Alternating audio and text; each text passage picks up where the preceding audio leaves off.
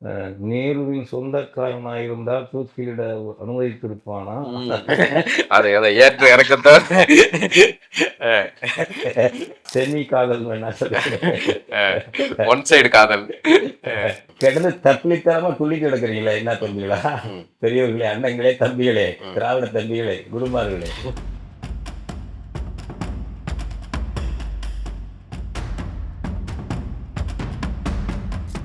ஆயிரம் பிழைகள் நமக்கு செய்திருந்தாலும் இந்த நன்மையை நமக்கு செய்திருக்கிறார்.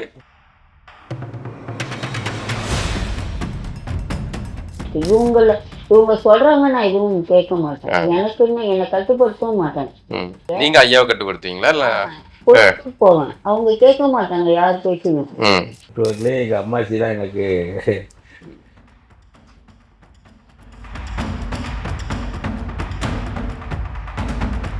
லைன்ஸ் மீடியாவுக்கு நீங்கள் அளித்து வரும் ஆதரவுக்கு மிக்க நன்றி. தொடர்ந்து எங்களுடன் இணைந்திருங்க. லைக் பண்ணுங்கள், சப்ஸ்கிரைப் பண்ணுங்கள், நண்பர்களுக்கு பகிருங்க. நாம் இணைந்து பயணிப்போம். வணக்கம் நண்பர்களே. இன்னைக்கு நம்ம கூட அரசியல் களத்தில் உரையாடுறதுக்காக உங்களோட இணைஞ்சிருப்பவர் மூத்த தமிழ் தேசியவாதி, நம்மளுடைய முன்னத்தி ஏறான ஐயா பே மணியரசன் அவர்களும் அவங்களுடைய துணைவியார் லட்சுமி அம்மா அவர்களும் நம்ம கூட இணைஞ்சிருக்காங்க. அதனால நம்ம இன்னைக்கு அவங்க கூட உரையாட போகிறோம். நிறைய விஷயங்கள் அவங்கள பற்றி தெரிஞ்சுக்க போகிறோம். வாங்க போகலாம். வணக்கம் ஐயா. வணக்கம். நல்லா இருக்கீங்களா? நீங்க நலம் நலம் சிறப்பு. எனக்கு பே மணியரசன் ஐயா வந்து சில ஆண்டுகளுக்கு முன்னாடி வைகோவுடைய நிகழ்ச்சின்னு நினைக்கிறேன், இது ஒரு கூட்டத்தில் நீங்கள் மேடையில் பேசிகிட்டு இருந்தீங்க. உங்களுடைய மேடை பேச்சு வந்து ரொம்ப ரசிச்சுக்கிட்டு இருந்தேன். ஆனால் அப்போ நான் வந்து திராவிட கூடாரத்தில் அந்த நண்பர்கள் கூட சுற்றிக்கிட்டு இருந்தப்போ உங்களை எல்லாம் வந்து எங்கிட்ட எப்படி அறிமுகப்படுத்தியிருந்தாங்கன்னா, அவங்களாம் வந்து சாதி வெறிகள், தமிழ் தேசிய சாதி வெறிகள் அப்படின்னு அறிமுகப்படுத்தியிருந்தாங்க. அப்படிதான் என்னுடைய பே மணியரசன் அப்படிங்கிறவங்கள நான் அப்படிதான் வந்து முதலாக தெரிஞ்சுக்கிட்டேன். ஆனால் இன்னைக்கு காலம் வந்து உங்களை எல்லாம் வந்து நெருக்கமாக அறிஞ்சிக்க வேண்டிய சூழலுக்கு கொண்டு வந்து நிறுத்தியிருக்கு. ஆமாம், எனக்கு மணியரசன் ஐயா, லட்சுமி அம்மாள் 2 பேர்களை பற்றியும் முதல்ல நம்ம வந்து தெரிஞ்சுட்டு அதுக்கப்புறம் மற்ற உரையாடல்களுக்கு போகலாம். மணியரசன் அப்படிங்கிறவர் எப்படி உருவானார்? அவருடைய இயற்பெயரே மணியரசன் தானா? எப்படி வந்தீங்க இந்த அரசியல் களத்துக்கு? பெற்றோர்கிட்ட பேர் வந்து பெற்றோர்களே எங்கள் அம்மாச்சி தான் எனக்கு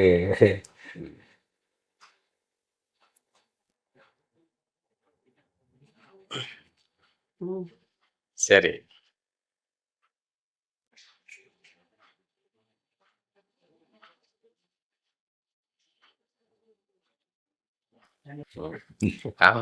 அம்மாச்சி வந்து அவ்வளோ நினைவுகள். அம்மாச்சி பேர் தான் மணிராஜ். மணிராஜுங்கிறது தான் வச்சாங்க. படிக்கும்போதே தமிழ் உணர்வும் இன உணர்வும் வளர்ந்தது. திமுக சார்பாகவும் படிக்கும்போது நான் வளர்ந்தேன். வந்து அப்பொழுது தனித்தமிழ் அறிஞர்களுடைய கட்டுரைகளை படிக்கிறதுக்கான வாய்ப்பு, தென்மொழி படிக்கிறதுக்கான வாய்ப்பு. நான் படித்தது வந்து உயர்நிலைப் பள்ளியில் படிக்கும்போது மணியரசன் மாற்றிட்டேன். அந்த தமிழ் தேசிய அந்த அப்போ வந்து எனக்கு 9ஆம் படிக்கும்போது வந்து தென்மொழி படிக்கிற வாய்ப்பு கிடைச்சிது. அப்போ வந்து 64 வச்சுங்களேன், 63, 64, 65. நீங்கள் அம்மாச்சி பேர் இது சொன்ன உடனே ஒரு மாதிரி இதாகிட்டீங்க, தழும்பிட்டீங்க. அம்மா அவங்க பேர் என்ன? அம்மாவுடைய அம்மா இல்லையா? அம்மாச்சி. அம்மாவுடைய அம்மா மங்களம் பேர்.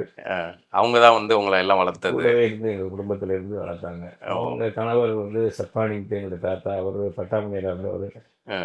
அவர் இறந்துட்டார். வந்தாருன்னா அவர் கொலை செய்யப்பட்டார். அதன் பிறகு வாரிசுங்கிறது எங்கள் அம்மா மட்டும்தான், எங்கள் அம்மாச்சி. சரி. அதனால எங்களோட இருந்து அப்பா வழி உங்க தந்தை வழி சொந்தம்? தந்தை வழி சொந்தம்ங்கிறது வந்து எங்க அப்பாயிங்கிறதெல்லாம் முன்னாடி இறந்துட்டாங்க.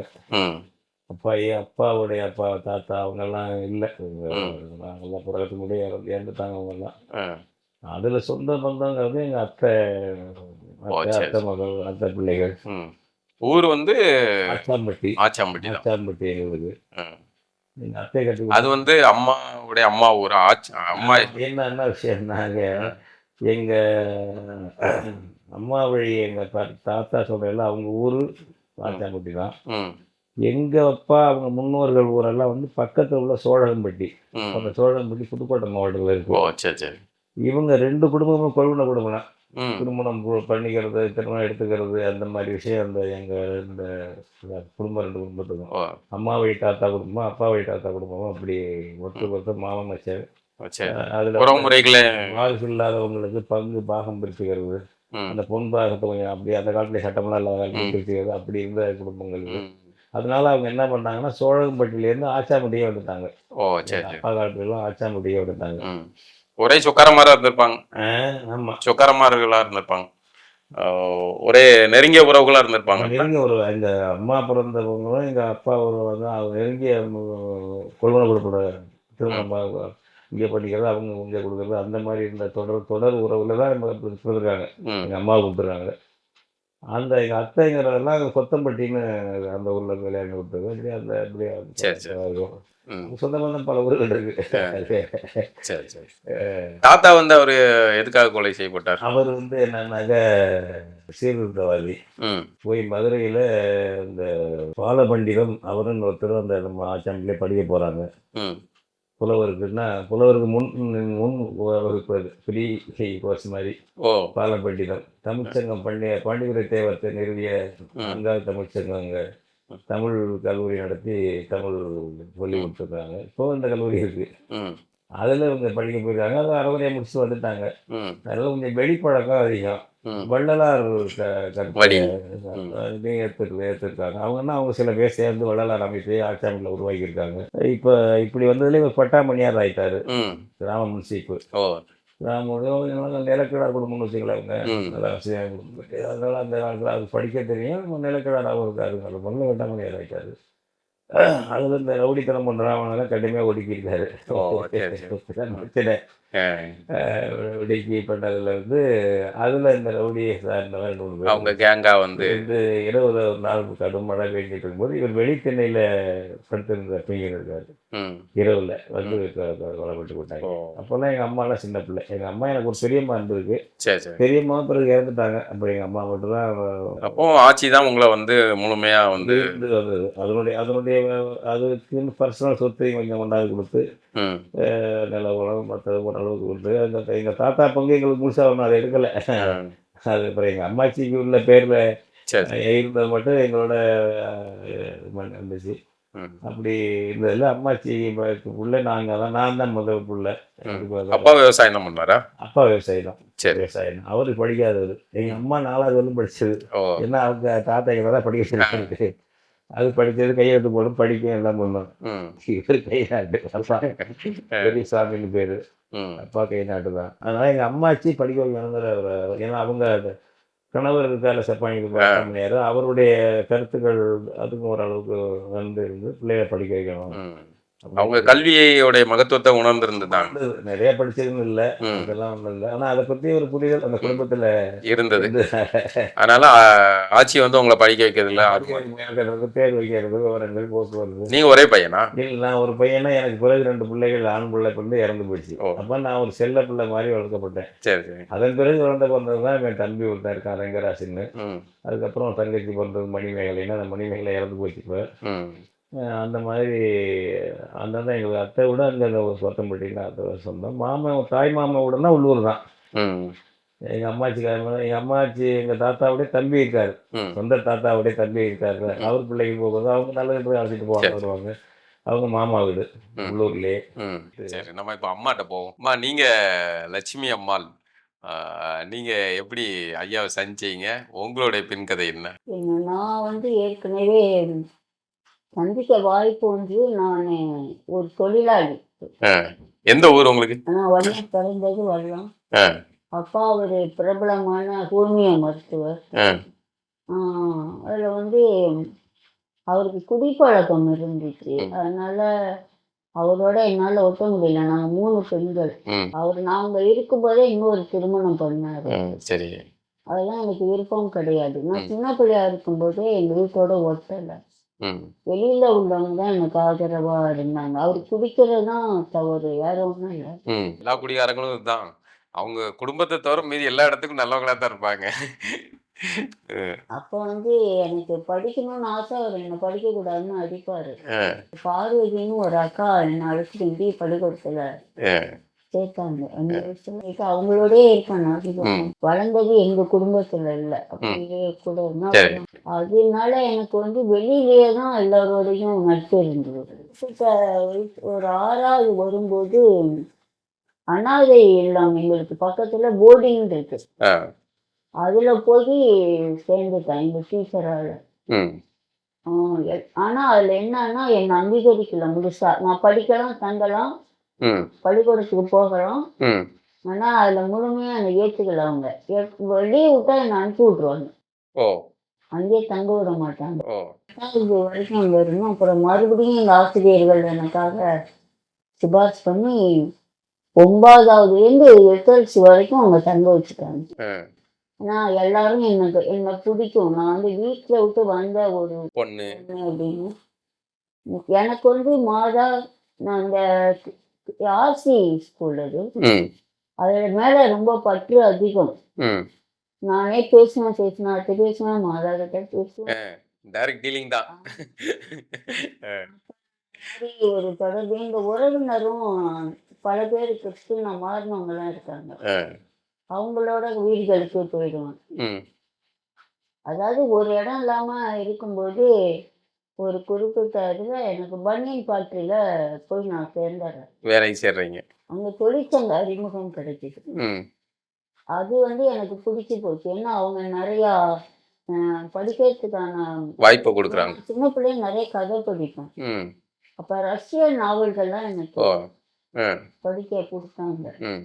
அதுவும் எனக்கு பிடிச்சி போச்சு. நான் முதல்ல படிச்சது மச்சிங் காத்தோட தாய். பிரம்மச்சாரியும் டைரி. ஓ. அதை கொடுத்தாங்க. ஆ. அப்புறம் அதுல முற்போக்கு எழுத்தாளர் சங்கம் இருந்தது.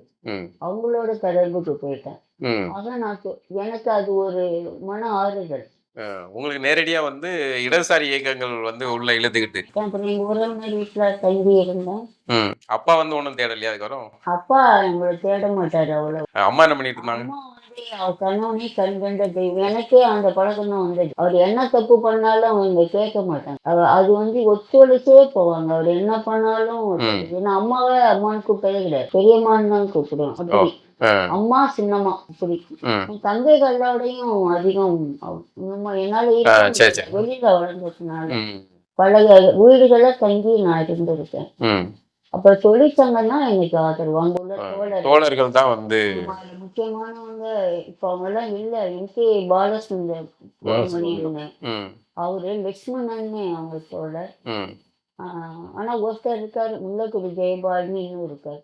இவங்க எல்லாரும் அவங்களுடைய கூட்டுக்குள்ள என்ன வச்சிருந்து பாதுகாப்பா அவங்கதான் ஒரு குறிப்பிட்ட வயசு சொன்னோன்னே இது இப்படியே இருக்கு, கட்சியில இருக்கிற பொண்ணா இருக்கு, இயக்கத்தோட தொடர்பு. அப்ப வந்து தலைமுறை காலங்கிற அதனால இந்த பொண்ணுக்கு நம்ம பாதுகாப்பு கொடுக்கணும்ட்டு மாப்பிள்ளை தேடுறாங்க.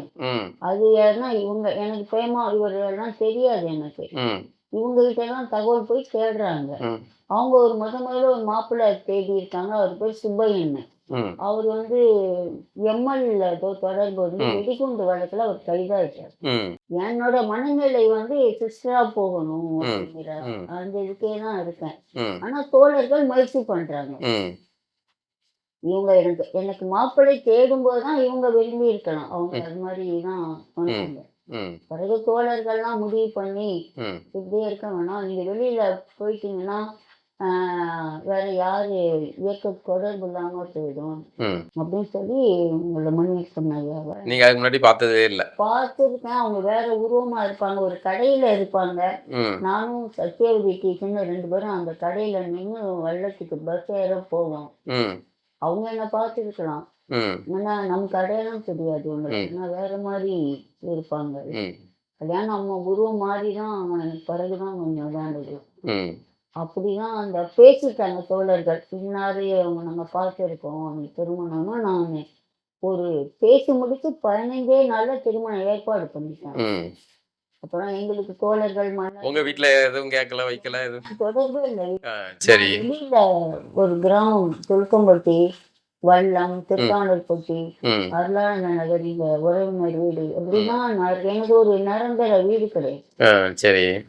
ஆனால் பயணி புத்தகத்துல மற்றது எழுதியிருப்பேன், நான் சொல்றேன். ம் அப்போ வந்து ஏக்கத்துல ரொம்ப ஆர்வம் இருக்கு எனக்கு. ம் அவங்க சொல்ற நான் ஏத்துக்கிட்டேன். ம் சிஸ்டரா போய் கேட்டா ஃபாதர் ஒத்துக்க மாட்டேங்கிறார். நீ ஹிந்துவா இருக்க, ம் உனக்கு 18 19 வயசு 20வது ஆகணும், ம் 21 முடியும் அப்படியே சொன்னாரு. ம் நான் கம்பெனில போயிடுவேன். நீங்க இந்துவா இருந்துகிட்டு சிஸ்டர் ஆகணும்னு ஆசைப்படுறீங்க. எப்படி அந்த கிறிஸ்துவத்துக்குள்ள போனீங்க? பழக்க வழக்கம் எனக்கு பிடிக்கும். இப்போ 2 பேர் சண்டை போட்டுக்கிட்டா அந்த ஜெபம் பண்ணும்போது ம் ஃபாதர் சொல்லுவாரு, ஒருவருக்கு ஒருவர் சமாதானமா இருங்க. ம். நாங்க சண்டை போட்டா கூட அப்படியே கும்பிட்டு சமாதானம் உண்டாகட்டும். அப்படின்னு சொல்லுவோம். அது எனக்கு ரொம்ப பிடிக்கும். ம் அதுல தப்பு பண்ணா மன்னிக்கணும் மன்னிக்கணுங்கிற அந்த உணர்வு வந்து எனக்கு அதிகமா ம் அவங்கதான் ஊட்டுனது. எதுவா இருந்தாலும் பொறுத்து போகணும். ம் பைபிள் எனக்கு ரொம்ப பிடிக்கும். ஏன்னா அது இயேசுநாதர் ஒரு மனிதனா இருந்தாருங்கிறதுல எனக்கு மாற்றம் கிடையாது. அப்பவே ம் படிக்கும்போது உணர்ந்தேன். ம் ஒரு சேவை பண்ணும்போது அவரை கொண்டுட்டாங்கிறது ம் எனக்கு அப்பவே அது உணர்வு. அவர் கடவுளா அப்ப நான் பார்க்கல. ஆனா உள்ளபூர்வமா பேசணும் அப்படிங்கிற இது எனக்கு இருந்தது. ம் ஆனா நான் வழிபாடெல்லாம் எங்கேயும் போனதில்லை. ம் இப்போ வரைக்கும் எனக்கு சாமி கும்பிட தெரியாது. ம். சொல்றேன் அந்த படிச்சதுனால வந்து அப்புறம் நீங்க அப்படி இந்த சிரிக்காமலே நகைச்சுவை பண்ணுவீங்களோ?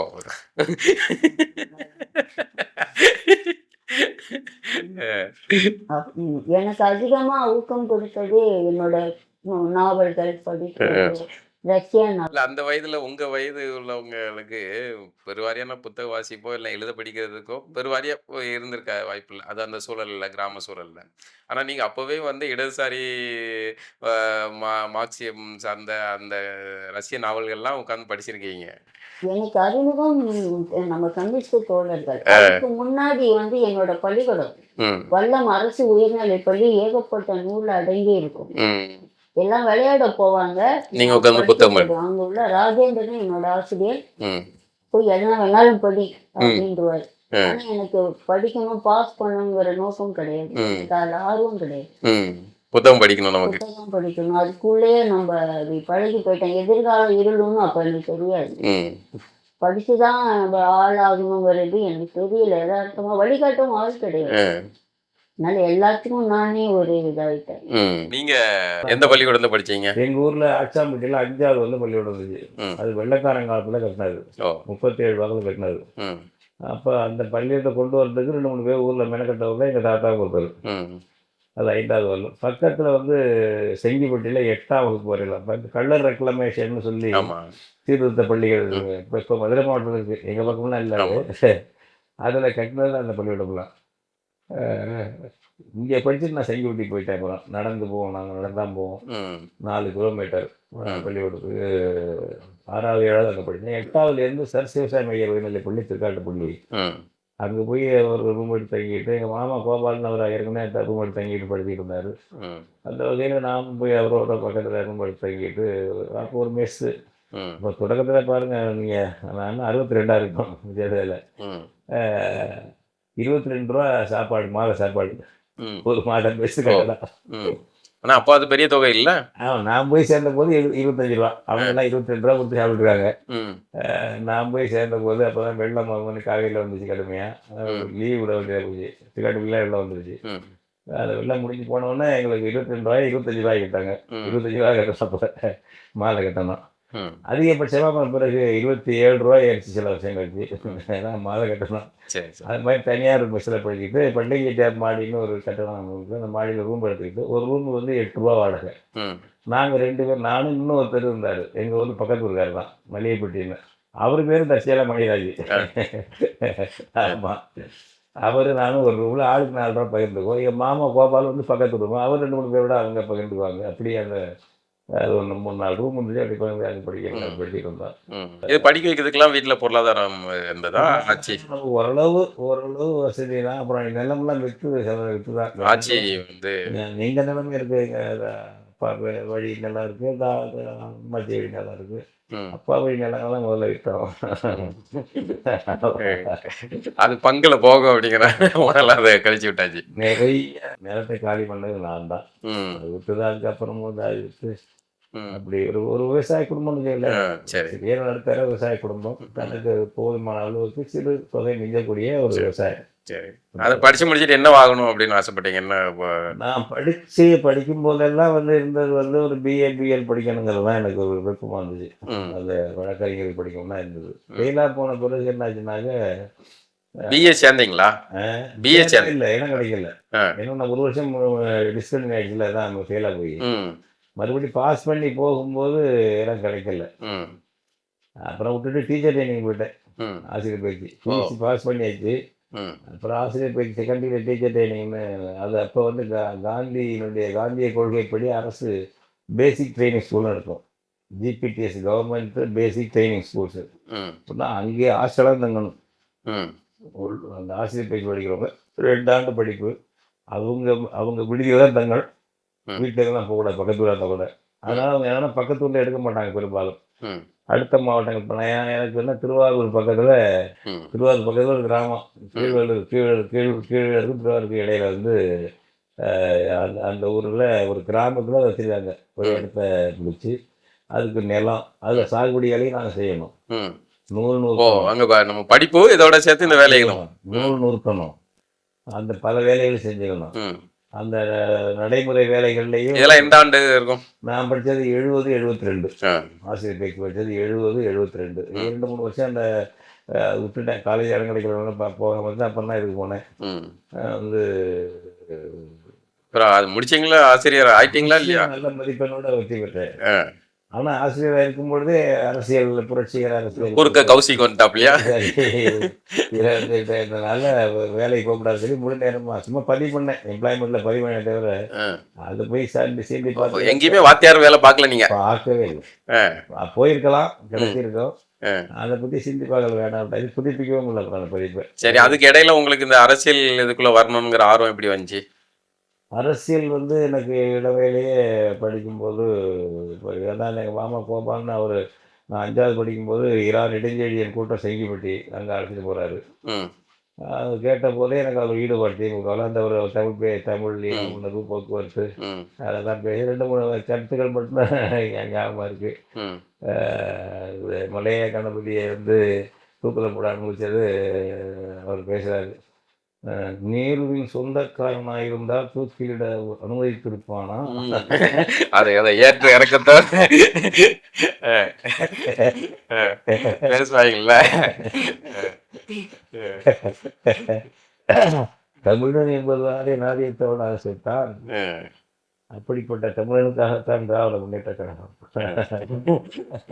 இப்ப சிரிப்பு வருது உங்களுக்கு? அந்த கருத்து அது நினைவு இருக்கு. அதுக்கப்புறம் என்ன இந்த ஒன்று நினைவு இருக்கு. நாங்கள் கடவுள் நம்பிக்கையை முற்றிலும் இருக்கல.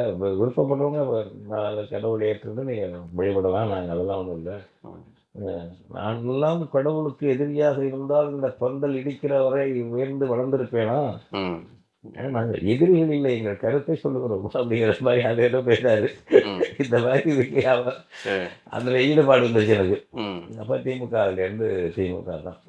அப்புறம் ஹைஸ்கூலில் போன பிறகு முழுவாக நல்லா தெரியும். அப்புறம் அண்ணாவுடைய பேச்சுகளை பத்திரிகளை படித்து ஈர்ப்பாகி அப்புறம் ஒரு மாலை மணி என்ற திராவிட முன்னேற்ற கழக வார ஏடு பிஎஸ் இளங்கோன்னு எடுத்துக்காரு. பிஎஸ் இளங்கோன் நல்ல கட்டுரையெல்லாம் வரும் அதில் சிறப்பாக. இப்போ மே தினம் என்பதை பற்றி அதுதான் நான் வந்து மேதினி போட்டு மேதினம் அப்படிங்கிற ஒரு கட்டுரை, சிறப்பு கட்டுரை.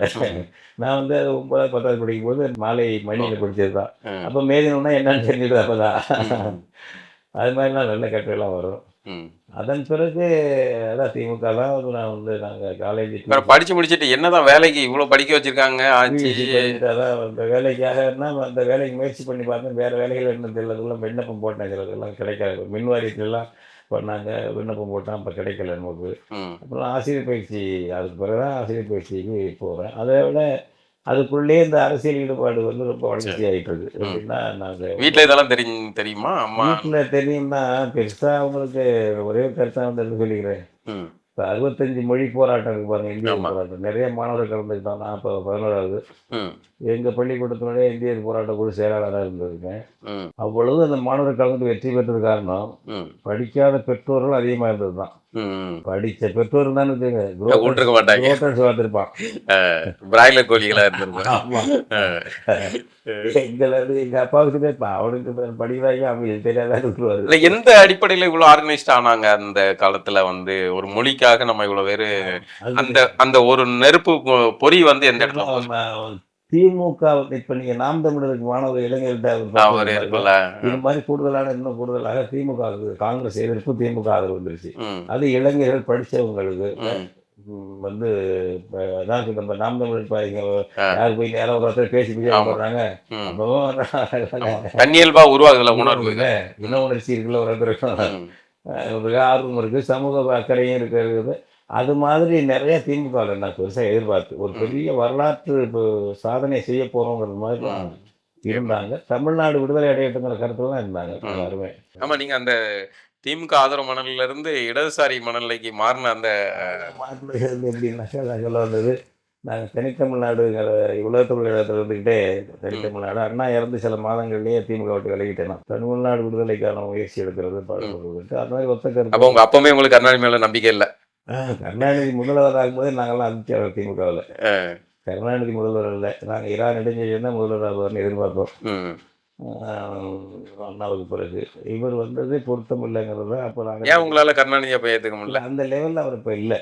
அவர் இப்போ 28வது இடத்துல அண்ணாவுக்கு அடுத்து நெடுஞ்செழியன் அடுத்து அன்பழகன், மதியழகன், அதுக்கப்புறம் தான் கருணாநிதி. அப்போ அந்த மாதிரி ஏதாவது பார்வையாளர்கள் பேசுவார், நல்லா பேசுவார். நான் அவர் பேச்சு கேட்டிருக்கேன். அவர் திமுக ஆட்சிக்கு வர்றது முன்னாடி பேச்செல்லாம் கேட்டிருக்கேன், கருணாநிதி பேச்சை கேட்டிருக்கேன்.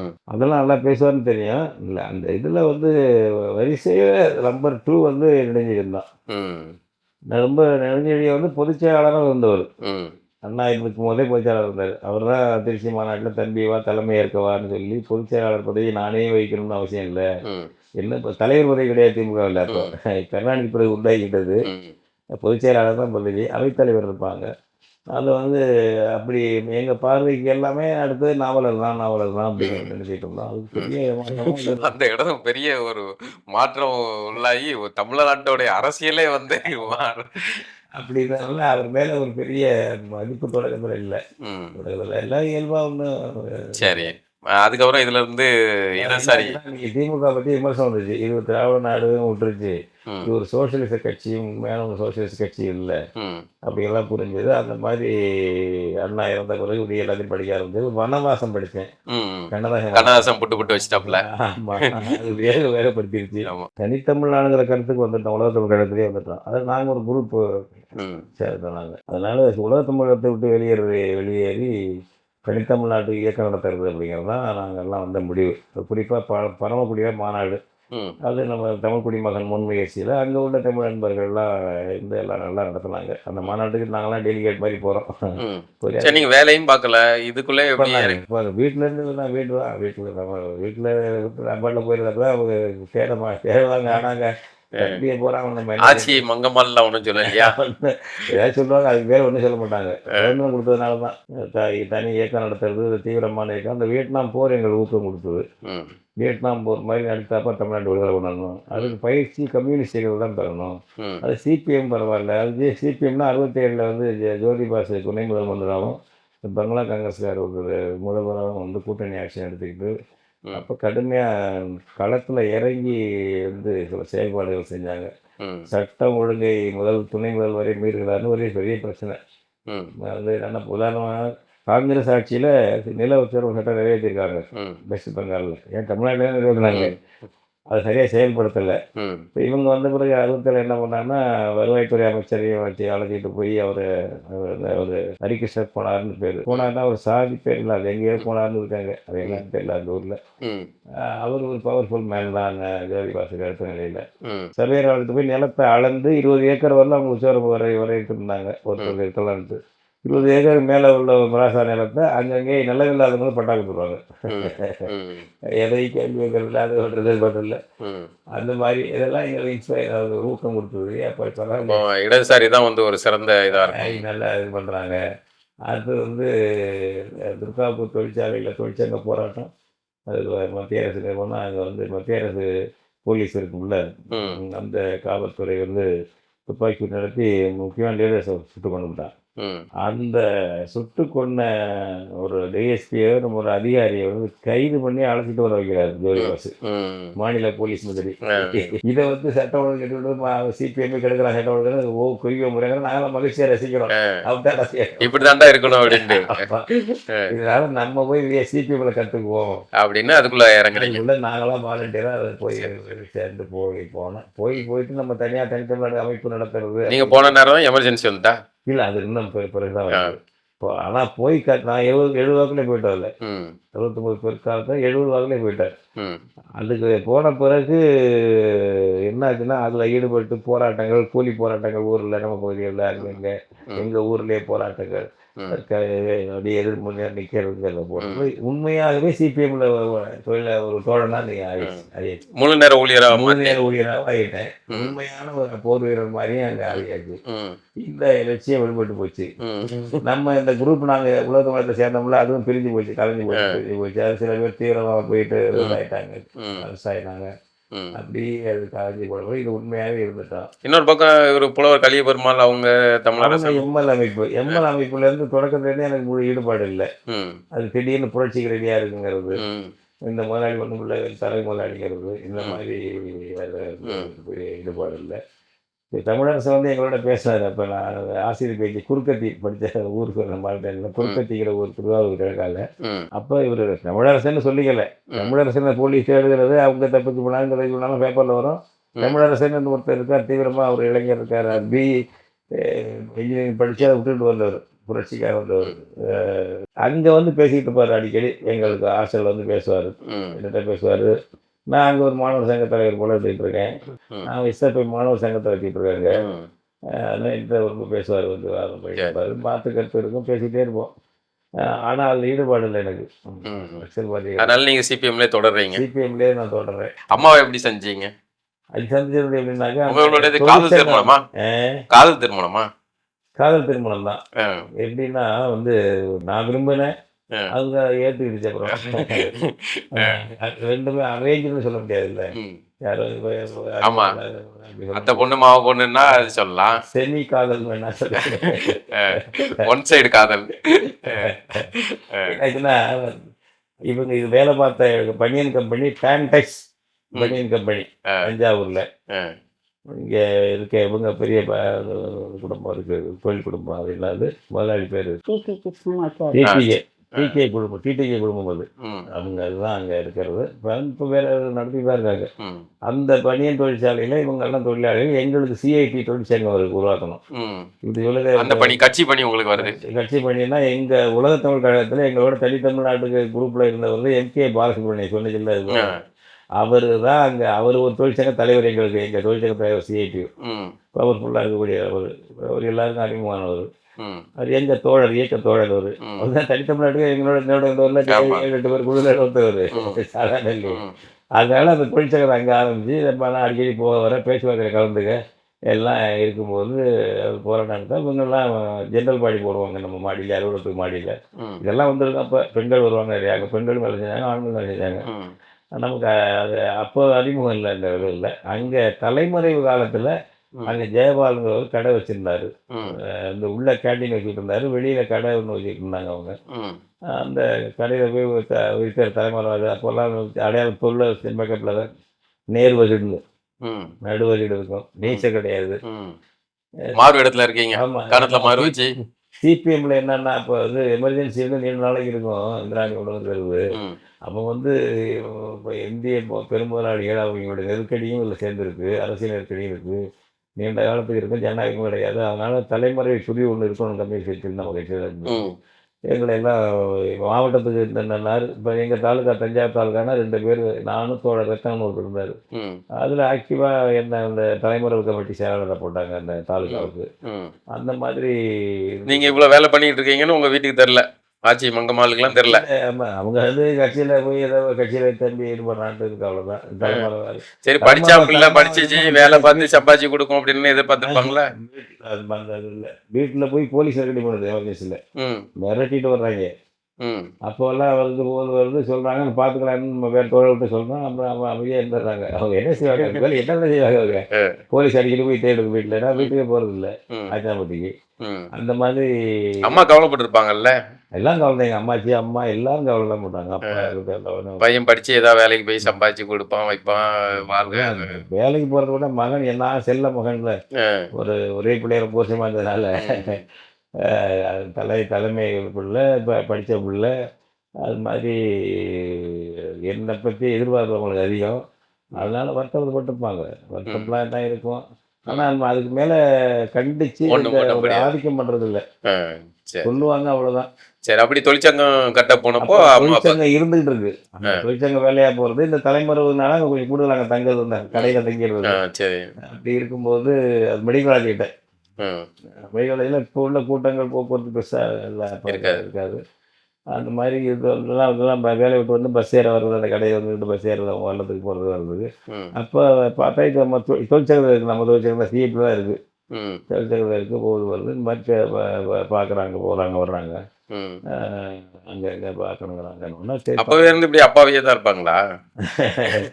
அப்போ எனக்கு பார்த்தோன்னே என்னமோ தெரியல, பார்த்தோன்னே அது பிடிச்சி போச்சு. பார்த்தோன்னே அதை பிடிச்சி போச்சுட்டுனா அது ஏதோ பார்த்ததும் காதல் இல்லை. இதை பற்றி ஒரு நல்ல அபிப்பிராயம் வந்துருச்சு டக்குன்னு. ஒரு காதல் பண்ணணும்னு இல்லை, இது யாரு எப்படி என்ன செய்ய போகிறாங்க அவங்க எப்படின்னு தெரியாது நமக்கு. அப்போ இது மாதிரி மாப்பிள்ளை தேடுறாங்கன்னு தேடுறாங்க பல பேர் அப்படிங்கும்போது நம்ம திருமணம் பண்ணிட்டாங்க. அந்த மாப்பிள்ளையெல்லாம் சில இடத்துல சரியாக ஒத்து வரல. இப்போ நம்ம பண்ணிட்டாங்கன்னா அடுத்தது நம்ம தான் கொஞ்சம் விருப்பமாக இருக்கேன், நம்ம கேட்போம் அப்படின்னோடனே அவர்கிட்டே அந்த தோழர் ஜெயபாடு சொல்லி கேட்க சொல்கிறோம். அப்போ கேட்டு இதுவும் சம்மதிக்குது, சரின்னு சொல்கிறது. அந்த காலகட்டத்தில் ஊரில் சாதிய முரண்கள், கட்டுப்பாடுகள் அப்படிலாம் நிறைய இருக்கும்ல. அதுக்கு நடுவில் நீங்கள் இடசாரி இயக்கங்கள் இருந்தனால உங்களுக்கு இந்த சாதி பெருசாக தெரில. எனக்கு அந்த சாதி இதெல்லாம் இல்லாமல் சமத்துவ கருத்து தான் அது முதல்ல வந்துருச்சு. சாதியை பேசக்கூடாது, நான் எல்லாருக்கும் நல்லா பழகுவேன், போவேன், வருவேன், சாப்பிட்றது போவேன். அதனால் அவங்க படிக்கும் போதே அது மாதிரி இயல்பாக இருப்பேன். அந்த கிடையாது அப்படிங்கிற மாதிரி தான் இருப்போம். சாதிய வேறுபாடு ரொம்ப இந்த மாதிரி இதெல்லாம் ஊரில் உண்டு, அது நம்ம ஊர்களில் எல்லாத்துலேயும் உண்டு, நடைமுறையில் இல்லை. இது திருமணம் செய்யும் போது அது குடும்பத்தில் வந்து ஒரு சிக்கலை உண்டு பண்ணும் நேர்த்துகளெல்லாம். ஆனால் வந்து நான் சொல்கிறது தட்ட முடியாமல் எங்கள் அம்மாச்சியெல்லாம் அம்மாலாம் ஏற்றுக்கிட்டு வந்துட்டாங்க. அது உறவோட இருந்துட்டாங்க. உறவுனா கல்யாணம் பண்ணும்போது அம்மாச்சியெல்லாம் எல்லாமே ஏற்றுக்கிட்டு வந்துட்டாங்க. திருமணமும் நாங்கள் எப்படி பண்ணுறோம்னா 77 ஜனவரி 16 பண்ணுறோம். 77 ஜனவரி 16 எமர்ஜென்சி கிட்டத்தட்ட காலாவதி ஆகிற அளவுக்குள்ளே இருக்கும்போது தலைமுறைவாக தான் பண்ணுறோம். என்னாட்டமே தலைமுறைவாக இருக்க மாவட்ட செயலாளர் ஜி வீரையன் அவர் தலைமையில் ஒரு பள்ளிக்கூடத்தில் சும்மா ஒரு 50, 60, 40, 50 பேர், 20 பேர் வச்சு ஒரு திருமணம் நடக்குது. அந்த திருமணம் நடக்குது, வெளியே தெரியாமல் நடக்குது அது திருமணம். அதுக்கப்புறம் வெளியே தெரியாமல் ஒரு இடத்துல வீடு பார்த்துக்கிட்டு இருக்கோம். இப்படிலாம் அதுக்கப்புறம் அந்த எமர்ஜென்சி அவங்களே தளர்த்துறாங்க. அந்த அம்மா தளர்த்துது, அப்புறம் அந்த அம்மா தோற்று போகுது, ஓப்பன் ஆகுது. அதனால் குடும்பத்தில் எதிர்ப்பு தான். எங்கள் அம்மாவுக்கோ எங்கள் அம்மாச்சிக்கோ அப்பா எல்லாம் இப்போ இறந்துட்டாரா இருக்காருன்னு ஒரு சந்தேகமாக இருக்குது. அவங்களுக்கெல்லாம் அப்பா இல்லை, அதுக்கு அம்மாச்சி இந்த பொண்ணு இதெல்லாம் பார்த்துருச்சு, இது போய் பார்த்துட்டு வந்துருக்கு. அம்மாச்சி திருமணம் நடக்கும்போது அம்மா தான் இருக்கு, அம்மா வந்துருச்சு. அம்மா மகன் சொல்ல தட்டாமல் வந்துடும். சரி வந்து திருமணம் பண்ணிட்டு தான் அப்படிதான் வந்து உங்களுக்கு ஒன்றும் தயக்கம் இல்லையா?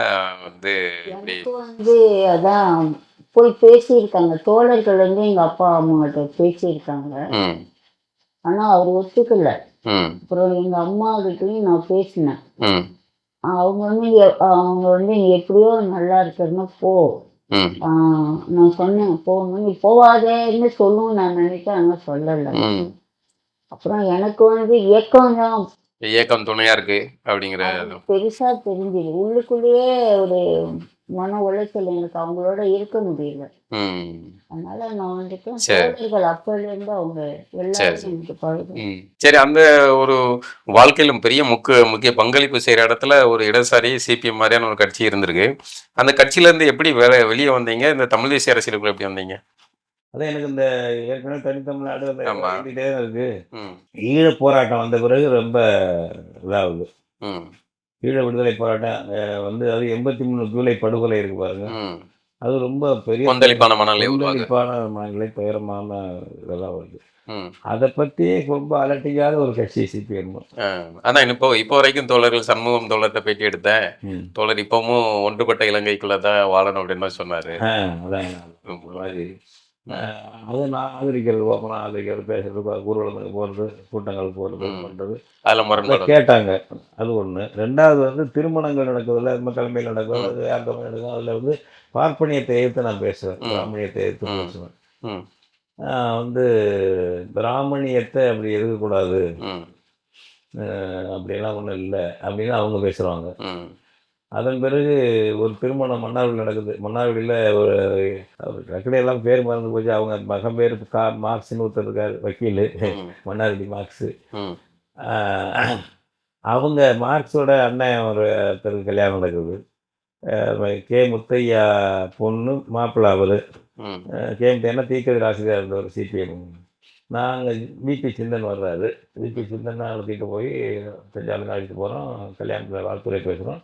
எஸ்பி சோமசுந்தரம் அமைச்சர் அவர் வந்து வாழ்த்தி பேசுகிறாரு திருமணத்தில். ராஜராஜ சோழனை கடுமையாக தாக்கி பேசுகிறாரு.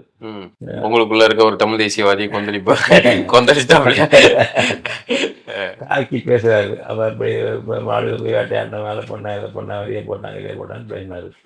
இப்போ அது விபிசிக்கிட்ட அதை கேட்டுட்டு வர்றேன், பேசிக்கிட்டு வர்றேன். இது மாதிரி விபிசி நீங்கள் ராஜராஜ சோழன் மேலே பெரிய மதிப்பு வச்சுருக்க மக்கள் எதுக்கு உட்காந்துருக்காங்க திருமணத்தில், அப்படி போய் இவருக்கு அவரை ரொம்ப தாக்கி பேசினா அவங்கெல்லாம் வருத்தம் வரும், போகணும், இப்படி செய்யக்கூடாது, இல்லை இது செய்யாத போய் திருமணத்தில் பேசினீங்க அப்படிங்கிறேன்.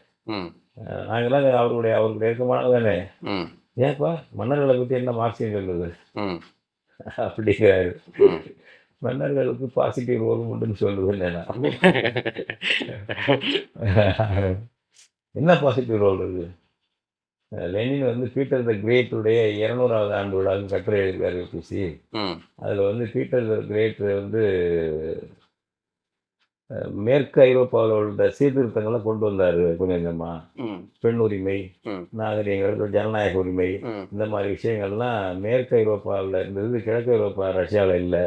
அது ரஷ்யாவுக்கு ஓரளவு கொண்டு வந்தவர் இவர் தான். அதனால் மன்னர்களுக்கும் பாசிட்டிவ் ரோல் உண்டு வந்து லெனின் எழுதியிருக்காருன்னு. பீட்டர் த கிரேட் தான் ராஜராஜனா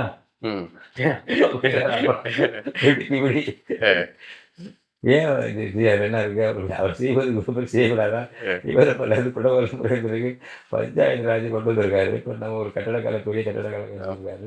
அப்புறம் ஈழ பிரச்சனையில் வந்து இப்போ இனப்படுகொலை பண்ணுறாங்க. நம்ம ஜூலை படுகொலையில் வந்து இனப்படுகொலை, தமிழ் இனம் பாதிக்கப்படுவது அப்படிங்கும்போது தமிழ் இனம்லாம் சொல்லக்கூடாது, தமிழ் கம்யூனிட்டிலாம் சொல்லணும், தமிழ் சமூகம் சொல்லுங்க. அதுவெல்லாம் இனம் அளவுக்கு தகுதி கிடையாது. அதுக்கு அந்த அடையாளம் கொடுக்க கூடாது.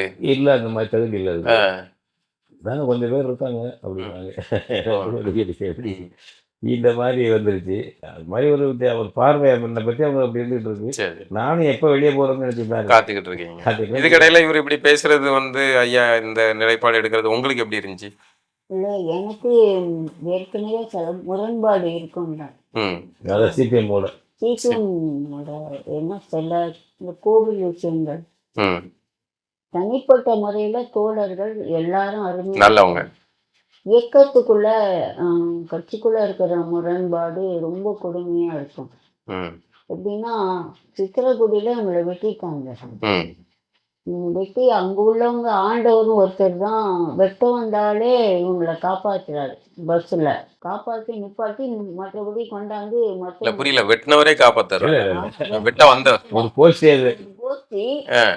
அதுல ஒருத்தர் ஆண்டவர்னு ஒரு பேரு. ஓ சரி. அவரே போய் தடுக்கிறார், வெட்ட வந்தாலும் தடுக்கிறார், மனம் மாறுறாரு. மனம் மாறி வேணா விட்டுருங்க அப்படின்னு. அதுக்கு பிறகு பேருந்திலேயே ஓட்டுநர்கள் கொண்டாந்து மருத்துவமனையில விட்டுறாங்க. ரத்தம் வழிய மருத்துவமனையில சேர்த்தாச்சு.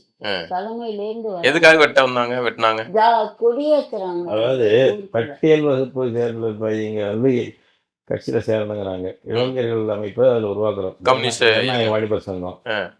அந்த சித்திரகுடியில் என்னன்னாக்கா வேற கட்சி கொடி பறக்கக்கூடாது. அது பட்டியல் வகுப்புக்காரங்க அதை கொடியை அவங்க தெருவில் ஏற்றக்கூடாது, அவங்க தெருவில் தான் கொடி ஏற்றக்கூடாது. அது எதுவும் நான் கொடியேற்றி வாழ்றது மாதிரி நினைக்கிறாங்க. அது மாதிரி அவங்க தெருவில் மற்றவங்க கொடி ஏற்றக்கூடாது அப்படின்னு மற்றவங்க சொல்றாங்களா? மற்ற ஜாதிகள் நம்ம நீங்க ஏத்த போறது வந்து அங்க உள்ள அட்டவணை பிரிவினர் கிராமத்துல ஏத்த போறீங்க, கம்யூனிஸ்ட் கொடி ஏத்த போறீங்க. அதுக்கு அந்த ஊர்ல உள்ள மத்த சமூகத்தை சேர்ந்தவங்க எதிர்ப்பு தெரிவிக்கும். பிசியில் உள்ள மேலாடிக்கவங்க செய்யறவங்க, அந்த கிராமத்துடைய ஒரு நாட்டாக மாதிரி இருக்கவங்க போறவங்க எல்லாம் ஆர்கனைஸ் பண்ணி கிராமத்தையே அந்த மற்ற தரப்பையெல்லாம் எடுத்துக்கிட்டு ஏற்றக்கூடாதுன்னு வந்து பெட்ரோல் குத்துவோம் நிற்கிறாங்க. நாங்கள் என்ன பண்ணிட்டோம்னா நம்ம ஆளுகள்லாம் எல்லாம் அருவா கொண்டு வந்துக்கிறாங்க சொல்லிட்டு கூத்துலேருந்து நீங்களும் பதில் தாக்குதலுக்கு தயாராக தான் போறீங்க. ஆமாம், ஊர்வலமாக போகிறோம்.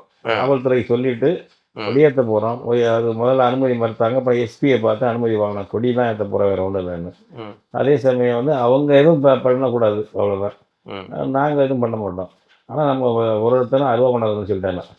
ஏன்னா வெட்டினா நம்ம பதிலுக்கு சமாளிக்கணும். எதுவும் இல்லை, எல்லாம் அருவா கொண்டு வந்தாங்க. போலீஸ் பாதுகாப்பு போட்டு அவங்களும் இல்லை, நம்ம பெரிய எண்ணிக்கையில் போயிடுச்சு. பல ஊருக்காரங்க கொடி ஏற்றிட்டு வந்துட்டோம். அந்த வன்மத்தை வச்சுக்கிட்டு என்ன பஸ்ஸில் போகிறப்போ ஒரு தடவை மறிச்சு அதே ஒரு வழியாக தான் நான் ஆளை கண்டுபிடிச்சு கணக்கு போட்டு வச்சுட்டாங்க. வரைக்கும் கூட்டம் போடும், நல்லா எல்லாம் தெரியும், எல்லாரும் தெரியும். நம்ம நண்பர்கள் பல பேர் இருக்காங்க. சரி, அவங்க கிராம கூட்டமாக போட்டு நான் ஒரு கடைசி 9:30 பஸ்ஸில் ஏறுறேன். தஞ்சாவூர் பூதலூர்லேருந்து 8 கிலோமீட்டர் தான் அவங்க ஊர். அந்த ஊரில் மறிச்சுக்கிட்டு என்னை வந்து அடிக்கிறாங்க, வெட்டுறாங்க, தாக்குறாங்க. நீங்க தனியா மாட்டிக்கிட்டீங்க. நான் ஒரே ஆளா உட்காந்துருக்கேன். சரி, மற்ற இன்னும் ஒரு 5-6 பேர் இருப்பாங்க. இரவு கடைசி பஸ் அது மாதிரி அவங்க என்ன சேர்த்தாங்க. அதுல என்னன்னா அது வந்து அதீதமாக அப்படி போய் பண்ணிக்க வேண்டிய இல்லைங்க. நாங்கள் சிபிஎம்ல ஓ இவ்வளவு நம்ம வெட்டு வாங்கி கிடக்கும் போது நீங்க ஏன் இந்த அளவுக்கு போய் பண்ணீங்க அப்படின்னு கேட்காங்க. ஏற்கனவே இந்த அரசியல் ரீதியாக என் பேரில் கோபம் இருக்குல்ல, இதுல வந்து பழி வாங்கிக்கிறது. அதுக்கு நான் ஒன்று சொல்லிக்கல. சரின்ட்டு பெரிய கடுமையான கண்டன ஆர்ப்பாட்டம்லாம் பண்ணாங்க. எல்லாரும் பெரிய அளவுக்கு நடந்துச்சுங்க. நம்ம போய் ஒன்றும் இது பண்ணலை. அது மாதிரி நடந்துச்சு. அந்த இந்த முரண்பாடுகள்ல இருந்து அந்த சிபிஎம்ல இருந்து வெளியே சிபிஎம்லேருந்து நாங்கள் என்ன பண்ணுறோம்னா முதல்ல பேசிட்டோம். நாங்கள் ஒரு குரூப் சேர்த்தோம். முதல் நம்பர் 1 நம்ம தோழர் கி வெங்கட்ராமன் தான். அப்புறம் நம்ம ராஜேந்திர சோழன், தனிகை செல்வன், ராஜேந்திர சோழன், இவங்கெல்லாம் நாங்கள் சிபிஎம்ல ஒன்றா இருக்கவங்க. நாங்கள் கொடி இந்த மாதிரி கட்சி புரட்சி கட்சி இல்லை, இது புரட்சி இல்லாத கட்சி, இது நம்ம தனியாக தான் ஆரம்பிக்கணும், நம்ம தனியாக ஆரம்பிச்சிருவோம் அப்படின்னு கல்லணையில் உட்காந்து பேசுறது இதை பற்றின்ட்டு ஒத்த கருத்து நம்ம 10-12 பேரை வச்சுட்டு பேசுவோம் அப்படின்ட்டு போட்டு பேசிட்டோம். நாங்கள் சிக்னல் இருந்துக்கிட்டே. எந்த நம்பிக்கையில் உங்களுக்கு பொழப்பு வந்து முழு நேரம் ஊழியர், கட்சி ஊழியர் இல்லையா நீங்கள் சிபிஎம்ல? அந்த அவங்க கொடுக்குற வருவாயில தான் குடும்பம் இதாகிட்டு. அம்மா வேலைக்கு போயிட்டு இருந்தாங்களா? சம்பவம் நடக்கும்போது நான் வேலையை விட்டுட்டேன். அது இருக்கலாம், அது தெரியலாம். பல வேலைகள் அது நம்ம வாழ்க்கைக்காக அதை பண்ண முடியாது, இருக்க முடியாது. இல்ல குடும்பம் சோத்துக்கு வழி வேணும்ல. நீங்க கட்சி விவசாயம் தான். விவசாயம் நான் சொல்லிட்டேன். எங்க ஆச்சாம்பில் போய் வயல்ல விவசாயம் பண்ணுவேன். புரட்சி துரோகம் பண்ண கட்சி தான் இருக்க மாட்டேன். இதுதான் கட்சி. மாற்று கட்சி உருவாக்கணும். தோழர் வெங்கடாமன் இல்லைன்னா எங்க ஊர்ல போய் விவசாயத்தை பார்த்துட்டு இருப்பேன். இந்த துரோக கட்சியில நான் இருக்க மாட்டேன். அப்ப மாற்று கட்சி உருவாக்குறது தான் அதை பாக்குறோம். சரி, இப்போ நீங்க இதுல இருந்து வெளியே வந்து அந்த சமயத்துல தானே வந்து புலவர் கலிய பெருமாள் இவங்க எல்லாம் இருக்காங்க. அவங்க முன்னாடியே வந்தாங்க. அவங்க எல்லாம் இல்ல, நான் சொல்றேன் அவங்க ஒரு தமிழ் தேசிய இந்த அமைப்புகள் நடிச்சு எம்எல் அமைப்புகள் நடத்துறாங்க. அவங்க நமக்கு எப்படி வருவாங்கன்னு சொல்ல முடியாது. நம்ம அவர் வந்து சீரியஸா படம் கட்டணுங்கிறாரு. அவர் ஆயுதத்தின் மூலமா தீர்வு தமிழரசன் வந்து படம் கட்டணுங்கிறாரு. இவர் புலவர் கலியபெருமாள்லாம் வந்து சாஃப்டா பிரச்சாரம் பண்ணணுங்கிறது நெடுமாலையோட சேர்ந்து இயங்கிட்டு இருக்காரு. பிறகு அந்த மாதிரி அது இதுக்கடையில் நீங்க வந்து அப்போ நீங்க தனியா வந்து அப்பவுமே இந்த இதை உருவாக்கிட்டீங்களா அமைப்பை? அப்போ நாங்கள் வந்து அப்போ எம்சிபிஐன்னு முதல்ல அவங்க வச்சுருந்தாங்க, Marxist communist party of India. சிபிஎம்முடைய இந்த பேர் அதே பேர் வச்சுக்கணும், அந்த செட்டு வச்சுருந்து. அது மாதிரி ராஜஸ்தான், மேற்கு வங்காளம், பீகார் இந்த இடத்துலையும் பிரிஞ்சிருந்தாங்க. ஆந்திரா 4 மாநிலத்தில் அதோட சேர்ந்து அப்போ அது சேர்ந்து சரியில்லை. அவங்க திரும்ப இல்லாம விட்டுட்டாங்க. ஈழத்தையெல்லாம் அங்கீகரிக்கல அவங்க. அப்புறம் அதுன்னு புரிஞ்சு தான் நம்ம கம்யூனிஸ்ட் பேர் வச்சுக்கிட்டு நம்ம ஆரம்பிச்சு பேசணும். இப்போ அதனுடைய வளர்ச்சி போகலாம் தொடக்கதான் நம்ம உலகத்தில் நான் ஆரம்பத்தில் இருந்த தமிழ் தேசிய தமிழ் கருத்து அதுதான் சரியானது என்று திரும்பி எங்களுக்குள்ள பேசி பேசி பேசி வந்து அதுக்கான இயக்கத்தை தொடர்ந்து போகணும் தான் இந்த. அப்போ நீங்கள் இந்த தமிழ் தேசிய அரசியல் அப்படிங்கிற ஒரு, ஏன்னா அப்போ திராவிடம் கொடி கட்டி பறக்குது. அதுக்கு நடுவில் நீங்கள் இந்த தமிழ் தேசியம் தனி தமிழ் அப்படிங்கிறத நீங்கள் வந்து ஒரு பக்கம் ஏற்கனவே தந்தை, குடிகார தந்தை, அவர் அந்த வாழ்க்கை, அதுக்கப்புறம் தொழிலாளியா வாழ்க்கை அப்படின்னு ஒரு ஒரு போராட்ட வாழ்க்கையாகவே வாழ்ந்துருக்கீங்க. இதுக்குள்ள இவரை கல்யாணம் பண்ணி அதுவும் ஒரு போராட்டமாகவே தொடர்ந்து எப்படி, அதாவது ஒரு பொண்ணு என்ன நினைப்பாங்க, கல்யாணம் பண்ணி ஒப்பாட ஒரு நிம்மதியான ஒரு வாழ்க்கை அப்படின்னு தானே இருப்பாங்க. எனக்கு வந்து குடும்பம் நான் எடுத்துக்கிட்டேன், அவங்களுக்கு எந்த சுமையும் கிடையாது. சிபிஎம்ல இருக்கும்போது 100 ரூபாய் உதவித்தொகை. மாத ஆமா, அப்படி கொடுப்பாங்க. ம் ஆனா நான் சம்பாதிச்சது அப்ப 600 ரூபாய் ஆ ஸ்டாண்டெக்ஸ் இது. அதை ம் விட்டோன்னே சுயமா தொழில் நானே எல்லாம் செய்ய ஆரம்பிச்சிட்டேன். ம் கை வேலைகள் தைக்க போறது, அது மாதிரி குடும்ப சுமையை வந்து நான் எடுத்துக்கிட்டேன். இவங்களுக்கு சுமை கிடையாது. ம் நாளடைவுல இயக்கத்துக்குள்ள நான் கொஞ்ச நாள் நல்லா மாதர் சங்கம் எல்லாம் நல்லா செயல்பட்டு அந்த பகுதி மக்கள் ம் கூட இருந்தேன். ம் குடும்ப சூழல் அப்புறம் இவங்களும் இயக்கத்தை விட்டு வந்தாங்க. அதில் எனக்கு நாங்களும் வந்துட்டோம். ம் அதுக்கும் பிறகு எனக்கு நான் அண்ணன் செந்தமிழன் எப்போ மறந்தார்? ஆஹ் அப்பவே தம்பி சிபிஎம் இருக்கும்போது ம் ஜிபிஎம்ல இருக்கும்போதே சரி சரி தம்பி பிறந்தாச்சு. ம் 81ல எங்க பாப்பா அடுத்து பிறகு, அது பேர் மங்களம். ம் ஆச்சி பேரு ஆமா, வச்சாங்க. அப்பெல்லாம் எனக்கு மேல உள்ள மகிழ்ச்சி சிவராமன் மற்ற தோழர்கள் ரொம்ப நெருக்கமா இருப்பாங்க. நம்ம அரசு ம் தோழரோட மனைவி பேராசிரியர் பேராசிரியர் அரசு பத்மா.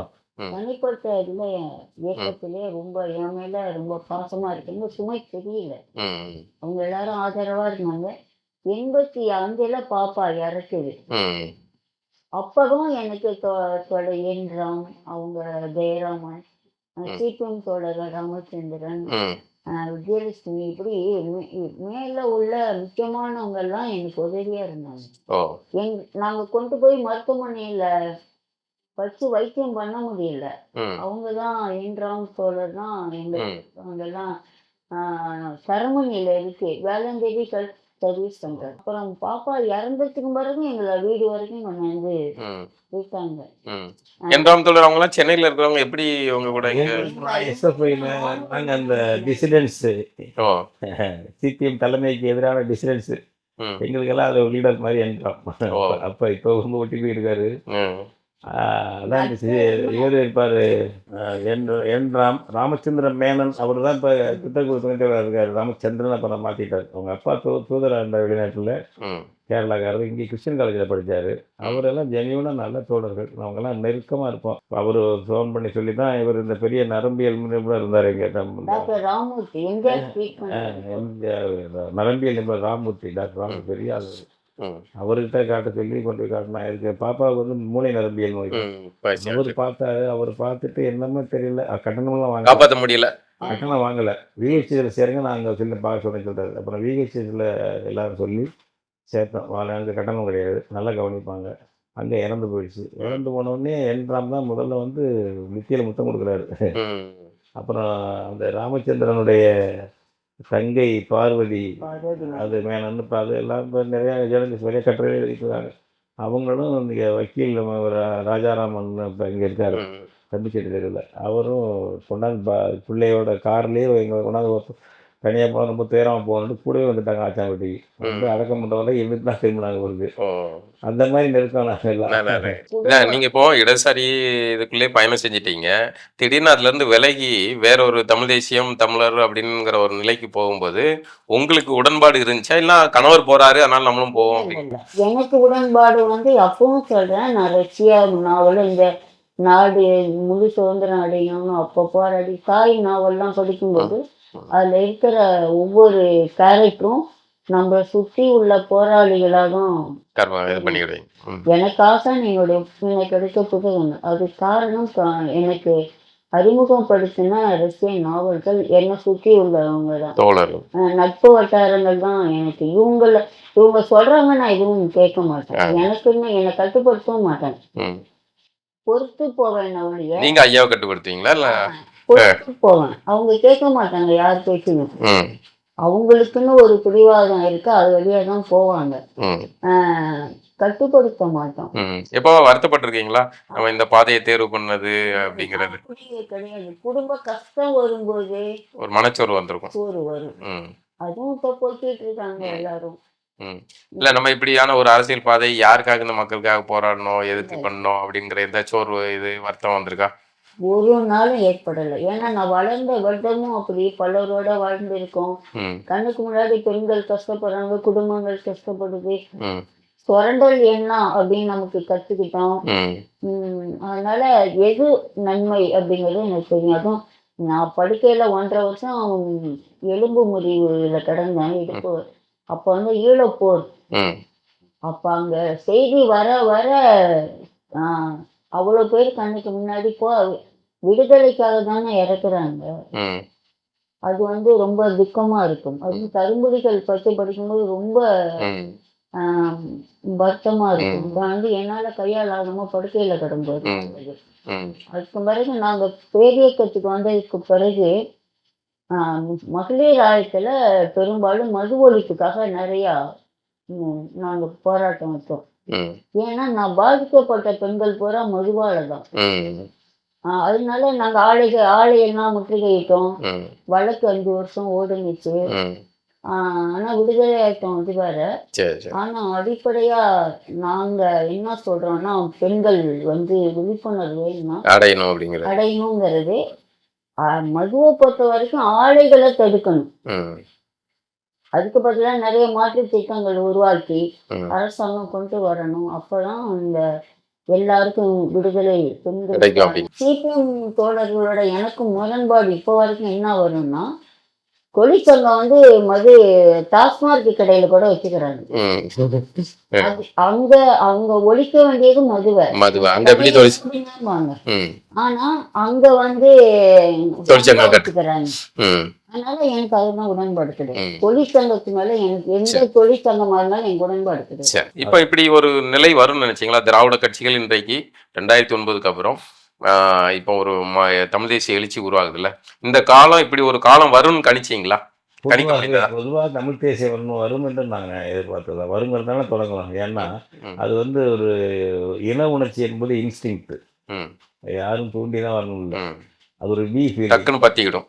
அது அதில் இருக்கு. அதை மழுங்கடிச்சு திசை திருப்பி வச்சிருப்பாங்களே தவிர அந்த சூழ்நிலை வரும்போது அது பற்றிக்கும். நம்ம போய் அதுக்கு வகுப்பு நடத்த வேண்டிய அவசியம் தான். அந்த நம்ம இனம், நம்ம தமிழ் இனம், நம்ம மொழி, தாய்மொழி, நம்ம தாயகம் பாதுகாக்கணுங்கிறது வரும். ஒரு சில பேருக்கு அது வராமல் ஒரு எழுச்சி பெறாமல் இருக்கலாம். பரவாயில்ல, அது எழுந்துடும். இப்போ அது எழுந்துருக்கு. இப்போ 2009 இன அழிப்புக்கு பிறகு, ஈழத்தமிழர்கள் இன அழிப்புக்கு பிறகு நமக்கு ஒரு பாதிப்பு வந்த பிறகு வந்திருக்கு. இப்போ அது நாம் தமிழர் வளர்ச்சியில் அது தெரியுது. ஒரு பெரிய அளவுக்கு இப்போ செந்தமிழன் சீமான் பேசுகிற பேட்டிகளை அவங்க கேட்குறோம். அங்கங்கே கூட்டங்கள் போடுறோம். இப்போ நடக்கிற இந்த புத்தக கண்காட்சியே பார்த்தீங்கன்னா தேடி தேடி வந்து வாங்குறாங்க. நம்ம கடைகளில் நாம் தமிழர் தம்பிகள் போட்டுக்கடையிலே சரி, நம்ம தமிழ் தேசிய பேரியக்கம், நம்ம பன்மையடி இந்த மாதிரி கடைகள்லையும் சரி வந்து வாங்குறாங்க. ஒரு இன உணர்ச்சி இங்கே மட்டும் இல்லை, வரலாறு, தமிழர்களுடைய வரலாறு எல்லாத்தையுமே படிக்கிறாங்க. தப்பாக சொல்லி வச்சிருக்காங்க. நீங்கள் ஒன்றுனா தப்பாக சொல்லி வச்சிருக்காங்க. திராவிட கூட்டம் ஒரு பக்கம் சிதைப்பு கூட்டமும் ஆரிய கூட்டமும் ஒன்று. தப்பாக சொல்கிறது இல்லை. ஆரிய கூட்டமும் திராவிடம் ஒன்று. உதாரணமாக பாருங்களேன், இப்போ அந்த விவரத்துக்கார இப்போ பாலசுப்ரமணியம் பேர் ஐஏஎஸ் அதிகாரி. ஆமாம், பாலகிருஷ்ணன் ஐஏஎஸ். தமிழர்கள் வெளிநாடுகள்லேருந்து வந்தவங்க எழுதுறாரு, புத்தகம் எழுதுறாரு. சிந்துவிலிருந்து வைகை வரைன்னு எழுதுறாரு. ஆங்கிலத்தை எழுதி அதை தமிழும் கொண்டு வந்தாங்க. அதை இப்போ தமிழ்நாடு அரசு படம் கொண்டு புத்தகம் வெளியிட்டு டாக்குமெண்ட்டை உருவாக்குறாங்க. அவங்க எப்படி போடுவார்? நம்ம எல்லாரும் எதுக்குறோம், பல பேர் எதுக்குறாங்க. மாசத்தை போடுறவர் பல மொழியறிஞர்கள். தமிழர்களுடைய மொழி சார்ந்த நிறுவனத்துக்கு, ஆராய்ச்சி நிறுவனத்துக்கு ஒரு தெலுங்கர் பாலகிருஷ்ணனை தலைமையா போடுறாங்க. இது வேற மாநிலங்கள்ல எப்படி நடக்குமா? பேர்ல தெலுங்கர், கன்னடர் இவர்களுடைய ஆதிக்கத்தை திட்டமிட்டு கொண்டு வர்றாங்க. இப்ப நீங்க தமிழர்களை வெளியில வந்தவங்கிறதுக்கு நீங்க அரசாங்கமே எப்படி ஏற்றுக்கிற? இங்க குமரி கண்டத்துல இருந்து தமிழர்கள் தெற்கு இருந்து வடக்க போனவங்க தான் இங்க இருந்து போனவங்களே தவிர, நம்ம காசுல நம்ம புத்தகம் போட்டு நமக்கு புத்தகம் போட்டு நம்மள வந்தேறிங்க கொண்டு வரலாம். அந்த பாலகிருஷ்ணன் அவ்வளவு முக்கியத்துவம் கொடுத்து ஸ்டாலின் பரப்புறாரு. ஏன்னா தமிழான ஒண்ணும் இல்லாத ஆக்கணும், தமிழச்சியை ஒண்ணும் இல்லவங்க எல்லாம் வரவில்லை, நீங்க எல்லாம் 2ஆம் பட்சம் 3ஆம் பட்சம் ஆக்கணுங்கிற உலகம். அவங்க தமிழினத்துக்கு போராடுறதை தான் சொல்லிட்டு இருக்காங்க. எல்லாரும் தான் சொல்லுவான். காங்கிரஸ் சொல்லலையா, ஆரியன் சொல்லலையா, பேச மோடி பேசலையா? இப்போ திருவள்ளுவரை பத்தி புகழ்ந்து போயிட்டு திருவள்ளுவரை பாடமாக்க முடியாது தமிழ் அவன் திருவள்ளுவர் மொழியை பாடமாக்க மாட்டேன், சொல்லித்தர மாட்டேன். திருவள்ளுவர் போகிறது என்ன, அது அணுகுலட்சத்தில் போர் முறைன்னு பேர். அரவணைச்சு கழுத்தை நெருப்பி கொள்வது, அந்த மாதிரி சும்மா சொல்லுவாங்க எல்லாரும். அந்த மாதிரி நம்மளை வந்து கருணாநிதி ஆட்சியை விட ஸ்டாலின் ஆட்சி அதுல ரொம்ப தீவிரமா இருக்குன்னு நினைக்கிறீங்களோ? ரெண்டும் ஒன்று. அதோடைய வளர்ச்சி இது. கருணாநிதி வந்து கொஞ்சம் பயப்படாது பண்ணாரு. ஸ்டாலின் உதயநிதியெல்லாம் பயல்களுக்கு பயப்பட வேண்டியதில்லை. இந்த தமிழ் பயல்களுக்கு, ம் இந்த தமிழ் கும்பலுக்கு பயப்பட வேண்டியதில்லை. ம் புல்டோஸ் பண்ணிட்டு தள்ளிட்டு போகணும்னு போயிட்டு இருக்கு. அது பலனே அவர் அனுபவிப்பார். ம் அது ஒன்று.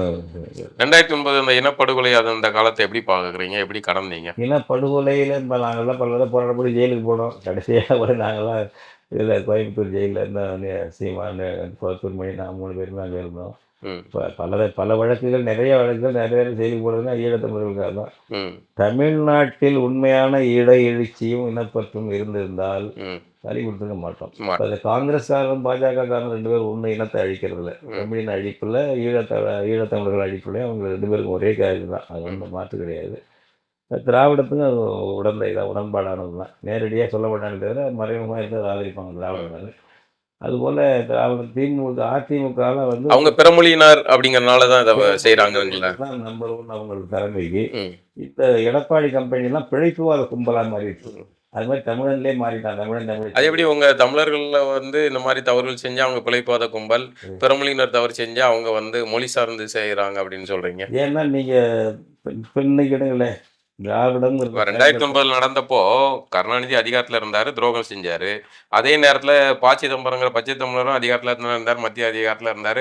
2 பேரையும் ஒரே தரசில் வச்சு தானே பார்க்கணும் நீங்கள். அதாவது ராவணன் தம்பியே ராவணன் துரோகியாக போவான். ம் எட்டப்பன் தம்பி எட்டப்பனுக்கு துரோகியாக போவான். அது எல்லா இனத்துலேயும் உண்டு, நம்ம இனத்துலேயும் உண்டு. அதில் ஒன்றும் மாற்றம் இல்லை. இவங்க இப்போ ஐடியாலஜியில் கொண்டு வர்றான். திராவிடன்னு ஒரு ஐடியாலஜி கொண்டு வர்றான். எடப்பாடி யாராவது தெரியாது. ஆமாம். இப்போ நீங்கள் பாருங்க, இப்போ இன்னைக்கு திராவிட பொங்கல்னு இந்த ஸ்டாலின் சொல்கிறாரு. எடப்பாடி சொல்ல மாட்டாருல, ஏதாவது அவர் இயல்பாக திட்டமிட்டு, ஆமாம். இது கால்குலேட்டட். ம் ஸ்டாலின் வார்த்தைகள் வந்து திட்டமிட்டு தயாரிக்கப்பட்டு ம் ஐடியாலஜி படி, உளவியல் படி இவங்க எப்படி மாத்தணும். தமிழ் பற்று, தமிழ் இனப்பற்றுலேருந்து மாற்றி திராவிடன்னா தெலுங்கர்களை அண்டி பிழைக்கிறவனா மாத்துறது, கன்னடனா அண்டி பிழைக்கிறவனா மாத்துறது அப்படிங்கிறது அவங்க தெலுங்கர்கள் வந்து அலர்ட் ஆயிட்டாங்க, தமிழர்கள் வந்து விழிப்புணர்வு அடைஞ்சிட்டாங்க அப்படிங்கறனால கூடுதலா வந்து அந்த வேலை செய்யுங்க. கூடுதலாக உத்திகளை மாற்றி செஞ்சுட்டு இருக்காங்க. இப்போ அது மாதிரி அவர் சொல்கிறார் திராவிட பொங்கல்னு ஒன்று. இப்போ வந்து அறிவிச்சிருக்காரு, நேற்று அறிவிச்சிருக்காரு, 7 மொழிகளில் இலக்கியத்துக்கு வந்து சாகித்ய அகாதமிக்கு மாதிரி கொடுக்கறது, செம்மொழி செம்மொழி விருது படைப்பாளிகளுக்கு அப்படின்னு சொல்லி சொல்கிறாரு. எந்த செம்மொழின்னு தெரியலையே. அதுவும் இல்லை, 7 மொழிகளுக்கு நீ கொடுக்கறதுக்கு என்ன தலைமை அமைச்சரா? 3 மொழி தமிழுக்கு கொடு. ஏன் தெலுங்கு, கன்னடம், மலையாளத்துக்கு கொடுக்கணும்? அதுக்கு மட்டும் கொடுத்தாக கண்டுபிடிச்சிருவாங்க தமிழ் பயிலுவா. அது இப்போ நம்ம தமிழ் தேசிய பசங்க கண்டுபிடிச்சாங்க. அதனால மராத்தி, வங்காளி, ஒரியா 3க்கு சேர்த்து 7க்கு தர்றேங்கிற இந்த மாதிரி சூழ்ச்சி எனக்கு தான் தெரியும். அவனை கூட தோக்கடிச்சிருவான் பாருங்க திராவிட. எவ்வளவு கால்குலேஷனா இருக்காங்க. அதுலயே அதுக்கு பேரு தமிழர்களுடைய செம்மொழி இலக்கிய விருது அப்படின்னு கிடையாது. வெறும் செம்மொழினா அது தெலுங்கு செம்மொழியா இருக்கலாம், மலையாள செம்மொழியா இருக்கலாம், கன்னட செம்மொழியா இருக்கலாம், எதனாலும் வச்சுக்கலாம். அப்படிங்கனால அப்படி தமிழ் செம்மொழியிலே கொடுத்தாலும் அந்த மொழியில கொடுக்குறாங்க. ஆமா, நீ யார் அதை கொடுக்கறது? நம்மள இருக்கவங்களுக்கு அந்த மாதிரி யாராவது படைப்பாளிகள் ஊக்கப்படுத்த கொடு போவா. எல்லா மாநில படைப்பாளிகளும் தங்களுடைய வசத்துல வைக்கணும், கண்ட்ரோல் வைக்கணுங்கிறதுக்காக பண்றது இல்லாம அது இல்லை. நம்பர் 1 இல்லை தோழர். அவங்களுக்கு முக்கியமானது தெலுங்கு, கன்னடம், மலையாளத்தை தமிழ்நாட்டை தாராளமாக உழவு விடணும், வளர்க்கணும். தெலுங்கு, கன்னடம், மலையாளத்தை தமிழ்நாட்டில் வளர்க்கணும். அதை மட்டும் வளர்த்தா அடையாளம் தூக்கி எறிஞ்சிருவாங்க. அப்படி மராத்தி, கிராத்தி, வெங்காயம் மாதிரி நடிக்கிறது அது. ஆமா, அதுக்கு தான் இப்போ 7. இந்த சூழலுக்கு நடுவில் சீமான் அவர்களுடைய அரசியல் வருகை எப்படி பாக்குறீங்க? சீமான் வந்து தேர்தல் அரசியல்ல தாக்கு பிடிப்பாரா? எப்படி என்ன தாக்கு பிடிக்காம என்ன இருக்கு? தாக்கு பிடிக்கலாம், தாராளமாக தாக்கு பிடிக்கலாம். அதெல்லாம் ஒன்றும் இல்லை. நல்லா வளர்ச்சி இருக்கு தேர்தல் அரசியலில். அவர் ஆரம்ப காலத்துலலாம் நீங்கள் சீமானை விமர்சிச்சிருந்தீங்க நினைக்கிறேன். ஆரம்ப காலத்தில் சீமான் வருகையின் போது நீங்கள் விமர்சனம் பண்ணியிருந்த பார்த்துருக்கேன். பேசின விஷயங்கள்லாம் பொறுத்தவரை இப்போ பார்த்துக்கிறதுக்கலாம், பண்ணிருக்கலாம். அப்போ அவர் நல்லா தமிழ் தேசியத்தை தெளிவாக பேசுகிறாரு. பழைய மாதிரி இல்லை. சில கருத்தில் வேறுபாடு இருந்தால் நம்ம சுட்டி காட்டலாம். 100க்கு 100 உடன்பாடுன்னு சொல்ல முடியாது. அடிப்படையாக நம்ம இனம், மொழி, தாயகம் 3 ஒத்த கருத்து இருக்குல்ல, அது மாதிரி இருக்குது. மற்றதில் சில கருத்துக்கள் சில வேறுபாடு இருக்க தான் செய்யும். அது இணக்கமாக நமக்குள்ளே பேசிக்கலாம், போகலாம். அது ஏதோ பகை முரண்பாடு மாதிரி திமுகவுக்கும் நமக்கு இருக்கிற முரண்பாடு மாதிரி நாம் தமிழருக்கும் தமிழ் தேசிய கட்சிக்கு உள்ள முரண்பாடெல்லாம் எதுவும் கிடையாது, மேலாம் கிடையாது. நாங்கள் வைக்கிறது என்னன்னா, தேர்தல் அரசியல் கட்சி மட்டும் போதாது, இயக்க செயல்பாடுன்னா அது வந்து பணம், பதவி, விளம்பரம் 3க்கும் ஆசைப்படாமல் ஈகங்கள் செய்யறதுக்கு தயாராக இருக்கிற ஒரு அணி உருவானால்தான் போராடி அந்த அணிக்கு துணையாகவும் இந்த தேர்தல் அரசியல் இருந்து தேர்தல் அரசியல் அந்த அணி இணக்கமாக செயல்பட்டு ஒரு தமிழ் தேசிய உரிமைகளை இறையாண்மை மீட்க நம்ம செய்ய முடியும் அப்படிங்கிற முறையில் நாங்கள் வந்து இந்த மாதிரி தேர்தலுக்கு அப்பாற்பட்ட ஒரு இயக்கமாக வளர்த்துட்டு இருக்கோம். சரி. இப்போ அண்ணன் செந்தமிழன் வந்து இது வரைக்கும் உங்களுடைய சார்ந்த இந்த அரசியலே பேசிக்கிட்டு பயணம் செஞ்சாரு. இப்போ அவருடைய பயணம் வந்து வேற மாதிரி ஒரு மெய்யியல் சார்ந்த ஒரு பயணமா போகுது. இதை எப்படி பாக்குறீங்க நீங்க? உங்களுக்கு உடன்பாடா இல்ல? அவருடைய உரிமை அது. அவ்வளவுதான். நீங்க நம்புறீங்களா அவரு பேசுறது இந்த விஷயங்கள் எல்லாம்? அவர் நல்ல கருத்துக்கள் சொல்றாரு. உரிமையை பத்தி எனக்கு ஒரு முடிவு இப்படி சொல்ல முடியாது.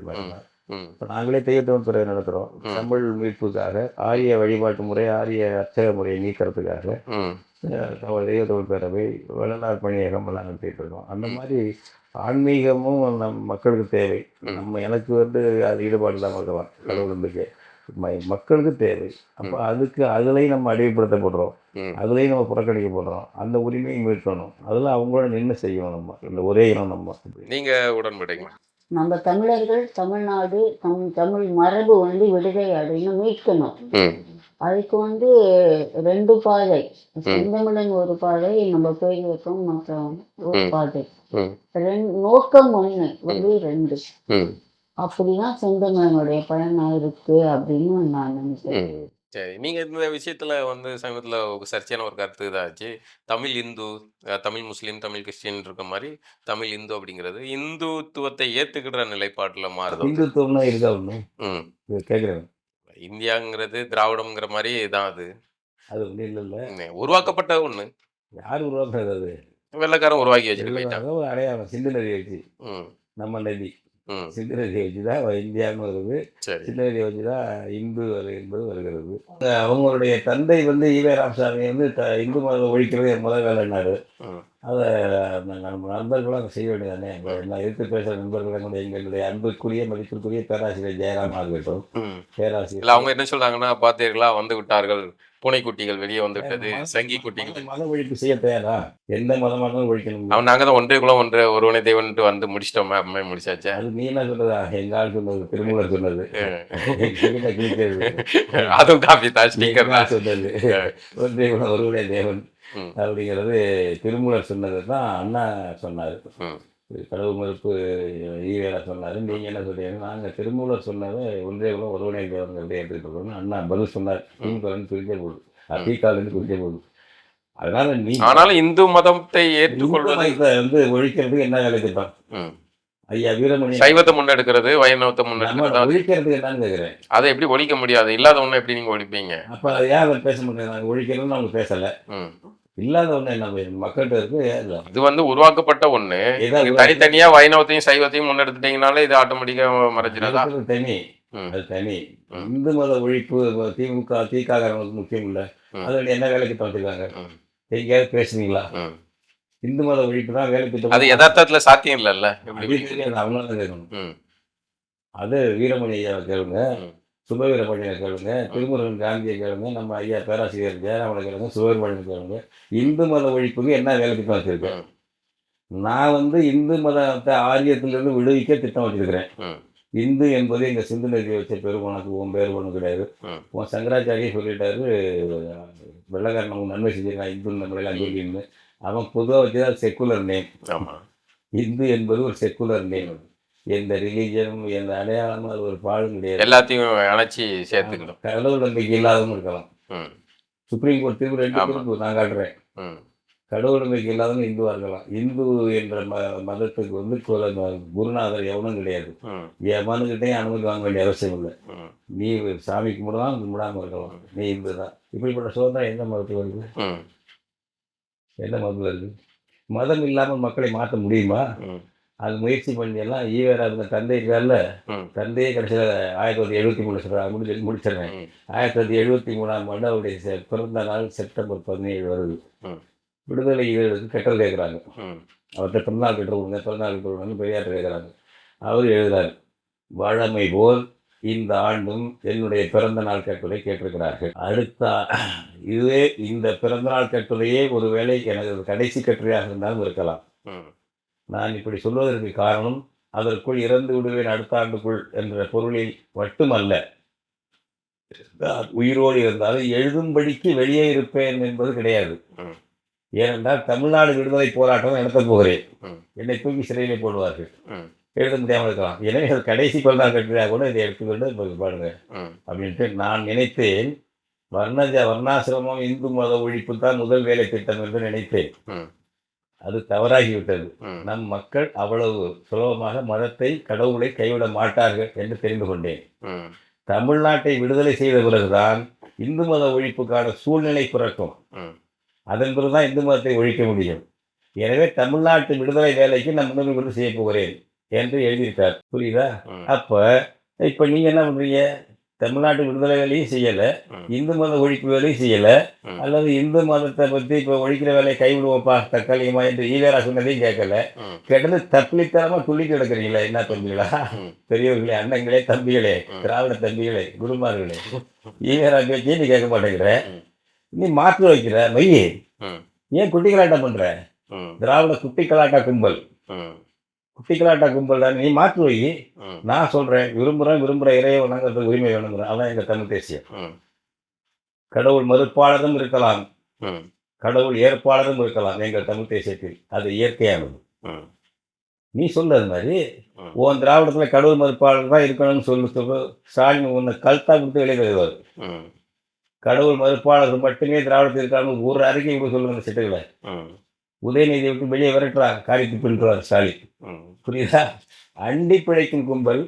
அவங்களுக்கு எங்களை எதிர்க்கணும், தமிழ் தேசம் வளரக்கூடாது, திராவிடம் வாழணும், அடுத்த இனத்தான் இங்கே வாழணும், கொடிகட்டி வாழணும், தமிழன் அவனுக்கு அடிமையாக இருக்கணும். ஒன்று இந்திக்காரனுக்கு அடிமையாக இருக்கணும், இல்லைன்னா தெலுங்கர்களுக்கு அடுத்த ஆந்திரா அவனுக்கு அடிமையாக இருக்கணும் திராவிடத்தின் பேரில் என்பது இந்த கும்பல். இனத்தில் பிறந்த துரோக கும்பல், இனத்துரோக கும்பல். ஆமாம், ராவணன் தம்பி இருந்தானே, அவன் பேர் என்ன? விபீஷண கும்பல் இது. திராவிடத்தை அப்படி சொல்றீங்களா? ஆமா, இந்த கும்பல் சொல்லி பாருங்க, என்னெல்லாம் பேராங்களா, இவெல்லாம் விபீஷண கும்பல். இந்த இனத்துல பிறந்து இனத்துறவு பண்ணி திராவிடத்துக்கு சேவை பண்ணி அந்த வழியா திராவிட பாதையில சென்று பாரத் மாதா பஜனை பாடுற கும்பல் இது.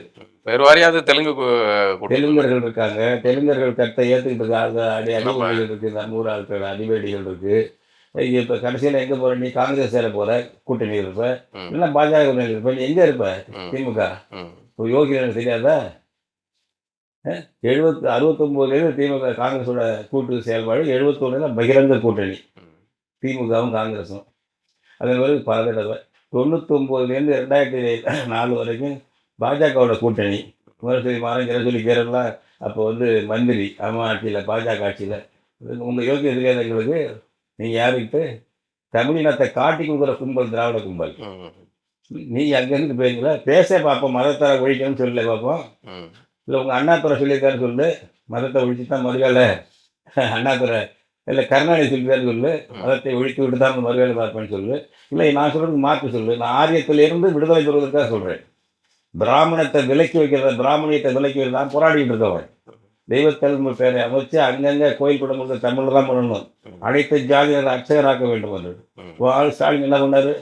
அனைத்து ஜாதி அர்ச்சகர்னு சொல்லிட்டு ஒரு அக்ரஹாரத்தில் ஏற்ற பிறகு அப்படியே அடிபடிஞ்சு போயிட்டார். உயர்நீதிமன்ற வழக்கு நடக்குது, பஞ்சாயத்து பேசுகிறாங்க. ஒரு தலைமை நீதிபதி ராஜஸ்தானில் இருந்தார். அவர் என்ன பண்ணுறாங்க? ஆகம கோயில்கள் எல்லாம் அந்த ஆகமத்தில் பிறந்த குடும்பங்களை பார்த்து அர்ச்சகராக்கணும், ஆகமம் இல்லாத கோயிலில் எந்த ஜாதியாக இருந்தாலும் போடலாம் என்று முடிவு பண்ணலாம் அப்படின்ட்டு. அப்படின்னா அது ஆகம கோயில் என்னன்னு கண்டுபிடிக்கணுமேங்கலாம். அதுக்கு ஒரு கமிட்டி போடுங்கிறாங்க அக்ரஹாரத்தில். கமிட்டி போடலாங்கிறாரு இந்த தலைமை நீதிபதி சண்முகசுந்தரம், அட்வொகேட் ஜெனரல், திமுக அரசுக்கு, ஸ்டாலின் அரசுக்கு. கலந்துக்கிட்டு அடுத்த வாரத்தில் சொல்கிறார், கமிட்டி போடலாங்க, ஆகம கோயில் என்னன்னு கண்டுபிடிச்சி, ஆகம கோயிலாக இருந்தால் அந்தந்த ஆகம குடும்பத்தில் உள்ளவனை போடலாம், ஆகமம் இல்லைன்னா யாரும் ஏற்றுக்கிறதுக்கு ஒப்பானதில்லை, ஏற்றுக்கிட்டு கையெழுத்து போட்டு வழக்கு விசாரணை இல்லை. அவங்களால அந்த நீதிபதியாக இருந்தவங்க அந்த கமிட்டி தலைவரையெல்லாம் நியமித்து போயிட்டான். அந்த கமிட்டியே முழுசாக அமைக்கல, அந்த கமிட்டி இப்போ செயல்பட உள்ள பலங்களாம். பிராமணன் கோயில்ல இருந்து மதத்திலேருந்து அப்புறப்படுத்த என்ன செய்யறேன்? அடிவரடிகள். உன் ஸ்டாலின் அடிவரடி இருக்காரு. அதுக்கு சாட்சி எதிரான உயர்நீதிமன்ற வழக்கு ஒரு கமிட்டி போட்ட. அந்த கமிட்டி போட்டியா? நீ மெம்பர் கொடுக்கல, கமிட்டி போடுறது, கமிட்டி செயல்படுறதா? விசாரிச்சானா? அடுத்தது 2021 ஆட்சி வந்தோடனே ஆகஸ்ட் மாதம் இங்கே மயிலாப்பூரில் கபாலீஸ்வரர் கோயிலில் அன்னை தமிழ் அர்ச்சனை பண்ணேன்னு சொல்லிட்டு நீங்கள் சேர்வாவும் நீங்கள்லாம் கூட்டடிச்சு பெருசாக பிரகடனம் பண்ணீங்க. அன்னை தமிழ் அர்ச்சனை முதல் கட்டமாக 48 பெரிய கோயில்களில் அர்ச்சனை நடத்துனியா? எங்கேயா நடக்குதாங்க? ஒரு கோயில் நடக்குதா இப்போ? நாங்கள் போர்டு மட்டும் வச்சிருக்கோம், ஸ்டிக்கர் மட்டும் ஒட்டியிருக்கோம். நடக்கவே இல்லையே. ம். அது அதுக்கு கமிட்டி போட்டாங்க. அதில் நம்ம ஐயா இவரெல்லாம் சத்தியல் முருகனாதான் கமிட்டி இருக்காரு, இன்னும் இவரெல்லாம் இருக்காரு, பேரூர் ஆதிக்கம்லாம் இருக்காங்க. அந்த கமிட்டி செயல்படவில்லை. பேரூர் ஆதிக்கங்கள் என்ன செய்ய கமிட்டி செயல்படுது சொல்லுங்க. அன்னை தொள்ளாயிரத்தி கமிட்டி போட்டீங்க, செயல்படுதா? தமிழனை ஏமாத்துறதுக்கு, பிற்படுத்தப்பட்ட தமிழனை, வஞ்சிக்கப்பட்ட தமிழன் தமிழிச்சை ஏமாத்துறதுக்கு, நீ அக்ரஹாரத்துக்கு சேவை பண்ணுறதுக்காக தமிழ் அர்ச்சனை, தமிழரையும் அர்ச்சகராக்க நடிக்கிற, அப்படியே முடமை கிடக்கு. கேரளாவில் பண்ண அளவுக்கு நீ பண்ணியிருக்கேன் அனைத்து ஜாதி அர்ச்சகராகுது. அவன் இந்த பீர்த்திகளே இயல்பா செஞ்சிட்டு இருக்காங்க. அவன் இயல்பா செஞ்சுட்டு இருக்காங்க, அனைத்து ஜாதி அர்ச்சகராகிட்டு இருக்காங்க. அந்த எண்ணிக்கையில் அந்த வீதத்தை நீ செஞ்சிருக்க தமிழ்நாட்டில் பீர்த்திகளை கிழிக்கிறியே. நீங்கள் வந்து பேசுங்க, நாங்கள் இந்து மதத்துக்கு போய் அப்படி அக்ரஹார சேவை பண்ணுறோம். தமிழும் தமிழச்சியை ஆரியனுக்கு அடிமையாக வச்சிருக்கிற தரகு கும்பல், திராவிட கும்பல் இன்னைக்கு பேசுறதெல்லாம். நான் சொல்கிறேன், இந்து என்பது எவனுக்கும் ஒரு இது கிடையாது. நான் தான் திரும்ப சொல்கிறேன், சங்கராச்சி பெரிய சங்கராச்சாரியர் சொல்கிறார், நம்மளை எல்லாம் இந்து என்று சொன்னால் நம்ம காளி உபாசகர் ஆவது, வைசேஷிகர், ஞாபகர், சிவனை வணங்குவோர், விஷ்ணுவை வணங்குவோர், எல்லாரும் வணங்குவோர், பிரிஞ்சு கிடந்தோம். நம்மளாம் ஒன்றா சேர்த்து இந்து என்று சொன்னான் 1000 பிழைகள் நமக்கு செய்திருந்தாலும் இந்த நன்மையை நமக்கு செய்திருக்கிறார் வெள்ளைக்காரன் என்று சொன்னவர் காஞ்சி சங்கரமோட சங்கராச்சாரி. அந்த அவன் செஞ்சான், எங்களுக்கு நேச்சுரல் நேம் ஆரியம் கொடுத்ததில்லை இந்துங்கிறது, இது புரியுது இல்லை? அவன் அதை பயன்படுத்திக்குவான். நீ எங்கள் கும்பலை வந்து இதை பயன்படுத்தி நாங்கள் தனியாக வந்து நாங்கள் தமிழ் இருந்திருக்கோம். இப்போ நான் தான் சொல்கிறேன், ஒக்கலிக்கா கம்யூனிட்டி இருக்குதுல்ல, சைவர் தான், சிவனை கும்பிட்றவங்க தான் வீர சைவர்கள். கர்நாடகத்தில் அவன் தனி பிரிவுன்னு இடஒதுக்கீடு வாங்கிட்டானே, லிங்காயத்து தனி வாங்கிட்டான்ல. அப்போ அது மாதிரி நம்ம வாங்குவோங்க, ஆரியம் வேண்டாம் எங்களுக்கு, நாங்கள் வைக்கிறோம், நம்ம ஒரு கணிசமாக சேர்ந்தோம்னா நம்ம வாங்கிடலாம்ல, பக்கத்தில் வாங்கிக்கலாம்ல. நீ அது மாதிரி மத ஒழிப்புக்கு, மதத்தை நம்ம தமிழ் சமயத்தை முன்னேற்றுறதுக்கு விரல் விடு. உன் ஈவேரா பண்ணது, உன் அண்ணாதுரை பண்ணது, உன் கருணாநிதி பண்ணது, உன் ஸ்டாலின் பண்ணது, உன் புதிய தலைவர் உதயநிதி பண்ணது, நீங்கள் பண்ணது, இன்டலெக்சுவல்ஸ் இருக்கீங்களா போடலங்க. நீங்கள்லாம் இதை வளர்க்குறதுக்கு என்ன பண்ணிருக்கீங்க? விரல விட்டு நாங்கள் இதை பாடுபடுறோம்.